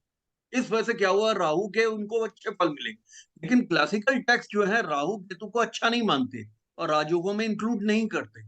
अब ये मॉडर्न राइटर्स हैं वो ये देखते हैं कि भाई राहु की वजह से लोग पॉलिटिक्स के क्षेत्र में ऊपर चले जाते हैं। तो ये चीज जो है ना आपके ऑब्जर्वेशन का पॉइंट रहेगा आगे, कि राहु केतु के एक्सेस में आने में कहीं ऐसा तो नहीं कि फॉरेन प्रैक्टिस में जाके उसे नासा में भेज दे, भाई पता चला कि वो एस्ट्रोनॉट बन जाए, भाई कोई उसको बहुत बड़ा रिसर्चर बन जाए, बहुत बहुत बड़ा वो कोई डॉक्टर बन जाए, ऑन्कोलॉजिस्ट बन जाए। ये एक गुरुजी, एक प्रश्न तो ये था छोटा सा कि जो ये होता है पुष्कर नवांशा, उसके अंदर जो ग्रह आ जाते हैं, हाँ तो जिस तरह 4, 8, 12 में ये आगे पहला और तीसरा आ गया, फिर उसके बाद दूसरा आता है 2, 6, 10 के अंदर तीसरा और 5वां नवमांशा हो गया, और 3, 7, ऐसा है जगदीश 11 धनखड़, के। मैं आपको यहाँ पे रोकूंगा, मैं आपसे ना एक प्रार्थना करूंगा। ऐसा इस क्लास को मैंने पुष्कर नवमांशा के बारे में नहीं बताया क्योंकि ये बहुत आगे का विषय था। अपना आप मेरा जो चैनल है, मेरा चैनल एक है जो सीक्रेट ऑफ एस्ट्रोलॉजी, उसमें मेरे सारे नवमांशा के वीडियोस उसके अंदर है। उसमें पुष्कर नवमांशा का भी एक वीडियो है, उसे आप देख के ना खुद अपनी नॉलेज को बढ़ा लीजिए। लेकिन अगर आप यहाँ पूछेंगे ना तो यहाँ आप अकेले नहीं, यहाँ पे और दूसरे लोग भी हैं। उनको आपका प्रश्न बिल्कुल, क्योंकि अभी तक आपने जो है बड़े अच्छे अच्छे प्रश्न पूछे हैं, अब इस प्रश्न को पूछ के ना क्लास डिरेल हो सकती है, क्योंकि इन लोगों के दिमाग में ना एक प्रश्न कौंधने लगेगा और उस प्रश्न का मैं आंसर नहीं देने की पोजीशन में हूं।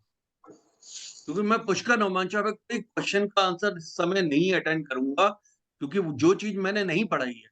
जैसे कहने का मतलब अगर कोई आदमी यहाँ मुझसे पूछने लगे कि भाई जो आप हमें जो है शोध पिंड पढ़ा दो, या मुझे जो त्रिकोण शोधन में उसको जीरो क्यों कर देते हैं? आप ये पढ़ा दो, ये बता दो मुझे इसका आंसर, तो मैं उसको नहीं बताऊंगा आंसर, क्योंकि जो चीज है वो सॉरी मैं गुरु बेस से जी, नहीं पढ़ा रहा। सॉरी सॉरी गुरु जी। ये तो क्वेश्चन विथड्रॉ कर लिया, दूसरा क्वेश्चन इसकी जगह लगा देता हूँ। दूसरा यूं बहुत है कम कि करो, अरे कम करो, बहुत क्वेश्चन पूछते हो। नहीं नहीं, गुरु जी आखिरी को आखिरी गुरु गुरु जी आखिरी को प्रदीप जी, आखिरी। गुरु जी को थोड़ा आराम भी कर लेने दो। बहुत क्वेश्चन लिख लो, भेज दो। गुरुजी, एक क्वेश्चन मेरा भी था हाँ कि बोलिए। जिनकी कुंडली में कोई भी राजयोग नहीं होता तो क्या वो कुंडलियां खराब हो जाती है, मतलब नहीं बिल्कुल सक्सेसफुल नहीं होती है, ऐसा कुछ है नहीं, क्या? ऐसा नहीं है। राजयोग ऐसा है, पहले तो ना, इसमें एक राजयोग तो ऐसा तो बिल्कुल हो ही नहीं सकता कि राजयोग नहीं होगा। लेकिन जो लोग जैसे मजदूर हैं, जो लोग जो हैं जो काम बहुत छोटा करते हैं, उनकी कुंडलियों के अंदर क्या होता है, अरिष्ट योग ज्यादा होते हैं। अगर कोई राजयोग बनता भी है तो अरिष्ट योग, जैसे यूं समझ लो कि आपने इत्र अपने कमरे में छिड़का, और साथ में जो है कोई आदमी आपका केरोसिन का पीपा ले जाते समय उसने केरोसिन गिरा दिया कमरे के अंदर, तो अब बदबू जो है केरोसिन की आएगी, इत्र की नहीं आएगी खुशबू। तो वो क्या होता है ना कि हर लोग, जो गरीब आदमी भी है ना, उसकी कुंडली में भी राजयोग हो सकता है, लेकिन उसकी कुंडली में एक अरिष्ट योग भी है, और अरिष्ट योग उसके अंदर मल्टीपल है। अरिष्ट योगों के ज्यादा हो जाने की वजह से, इसीलिए क्या है कि गरीब से गरीब आदमियों में भी कुछ लोग बहुत स्किल्ड होते हैं, उनके राजयोग होते हैं, इसीलिए वो कारपेंट्री का काम बहुत अच्छा करते हैं, इसीलिए वो जो है मैसन बनते हैं, मिस्त्री बनते हैं, तो बहुत अच्छा काम करते हैं। उनको जो है उनका ठेकेदार उनको निकाल नहीं सकता, क्योंकि वो जानता है ये मेरा पिलर है, यही आदमी जो है मेरी बिल्डिंग को, जहां भी मैं बिल्डिंग बना रहा हूँ वहां पे अच्छा काम कर रहा है। उसका मतलब ऐसे आदमी की कुंडली में भी राजयोग है, वो तो स्किल्स भंग हो उसके जाता है, बढ़ा रहा है, स्किल्स बढ़ा राजयोग रहा है। भंग। तो राजयोग तो होता ही है बहुतों की कुंडलियों, कोई भी कुंडली। अच्छा, दूसरा अभी हमने ना उस राजयोग की बात नहीं की, लक्ष्मी नारायण योग की। जैसे त्रिकोण और केंद्र का कोई भी संबंध होता है तो वो राजयोग बन जाता है। जैसे त्रिकोणों का स्वामी अगर केंद्र में बैठ जाए केंद्र के स्वामी के साथ, तो राजयोग बन गया, लक्ष्मी नारायण योग। जो त्रिकोण भाव है, लक्ष्मी भाव है, और केंद्र भाव है, विष्णु भगवान के भाव है, नारायण भाव है, तो वो लक्ष्मी नारायण योग बन जाता है, तो बहुत पावरफुल राजयोग बन जाता है। उसी प्रकार से अगर केंद्र का भाव का स्वामी अगर त्रिकोण में बैठ जाए और त्रिकोण के स्वामी के साथ बैठ जाए, तो एक बहुत बड़ा राजयोग बन जाता है। केंद्र और त्रिकोण के स्वामी अगर किसी शुभ भाव में बैठ गए तो बहुत बड़ा राजयोग बन जाता है। तो हर एक की कुंडली में होता है। इसमें क्या है, जो जितने गवर्नमेंट के जो बड़े अफसर होते हैं उनकी कुंडलियों में नवम का दसम का संबंध बनता है। नवम का स्वामी दसम में, दसम के स्वामी के साथ बैठा होता है, तो इसलिए वो सरकार के बड़े ओहदों पे आ जाते हैं, क्योंकि राज सिंहासन का राज समाज, राज गद्दी का हाउस है, गवर्नमेंट अथॉरिटी का हाउस है, और ये भाग्य का हाउस है। नाइन्थ नाइन्थ और टेंथ का संबंध आपस में बन गया, तो वो जो है राजा के नौकर बने और बड़े लेवल पे बने। ये आगे की क्लास में, कल की मतलब हम मंडे की क्लास में हम बात करेंगे। तो सर, ये जो अरिष्ट योग हो जाते हैं, राजयोग होने के बाद भी जो इफेक्ट उनका कम हो जाता है, तो इनके उपाय या मंत्र जाप या जो भी है उससे कुछ इस पे इफेक्ट होता है पॉजिटिव? मेरे हिसाब से ना, जो अरिष्ट योग बनाने वाले ग्रहों के दान करने चाहिए, राजयोग बनाने वाले ग्रहों के वैदिक मंत्र होने चाहिए, ये होना चाहिए, या फर्क उनका पड़ता है? उपवास, या अरिष्ट बनाने वाले ग्रहों का उपवास होना चाहिए। उपवास का मतलब होता है पेनेंस, पेनेंस का मतलब है हम अपने आप को कष्ट दे रहे हैं, क्योंकि हमारे हम्म। पूर्व जन्म का वो एक कार्मिक बैलेंस है, उसको खत्म करने के लिए हम उपवास रखते हैं। जैसे जो भी अरिष्ट योग बनाने वाले ग्रह होते हैं उनके हम उपवास करते हैं, दान करते हैं, और जो हमारे जो राजयोग बनाने वाले ग्रह होते हैं उनके हम वैदिक मंत्र कराते हैं, या उनके खुद हम मंत्रों का जाप करते हैं, तो उससे हमें अच्छे प्रभाव मिलते हैं। जी सर। चलिए, आप लोग जो है व्हाट्सएप पे लिखिएगा, अब मैं क्लोज कर रहा हूँ क्लास को। तो हम लोग मंडे, हम इस क्लास में राजयोग को फिर कंटिन्यू करेंगे। तो मंडे ट्यूसडे कोशिश करेंगे कि जितना ज्यादा से ज्यादा करके इसको, अब क्योंकि सुनील जी को ने भी अब पूछना शुरू कर दिया, 30 क्लास से ऊपर चली गई है, तो इसलिए जो है सर, हम लोग हमारी और कितनी क्लासेस बाकी हैं? मेरे हिसाब से मैक्सिमम टू मैक्सिमम 3 क्लासेस। उसके बाद प्रैक्टिस क्लास होगी? नहीं, इन्हीं में 3 क्लासेस में ही सब कुछ होगा। अच्छा। यानी कहने का मतलब है कि एक राजयोग की क्लास हमारी जो है मंडे को हम रख लेंगे, ट्यूसडे या वेडनेसडे की क्लास में हम प्रैक्टिस करेंगे, और थर्सडे या फ्राइडे में फिर हम प्रैक्टिस करके उसको रैप अप कर देंगे। तो सर सर मेरे को वेडनेसडे एक थर्सडे चीज और फ्राइडे रख लीजिए ना पूछनी सर। थी। हाँ, या फिर वेडनेसडे थर्सडे फ्राइडे रख लेंगे। बस हाँ, दैट्स ऑल। ठीक है सर।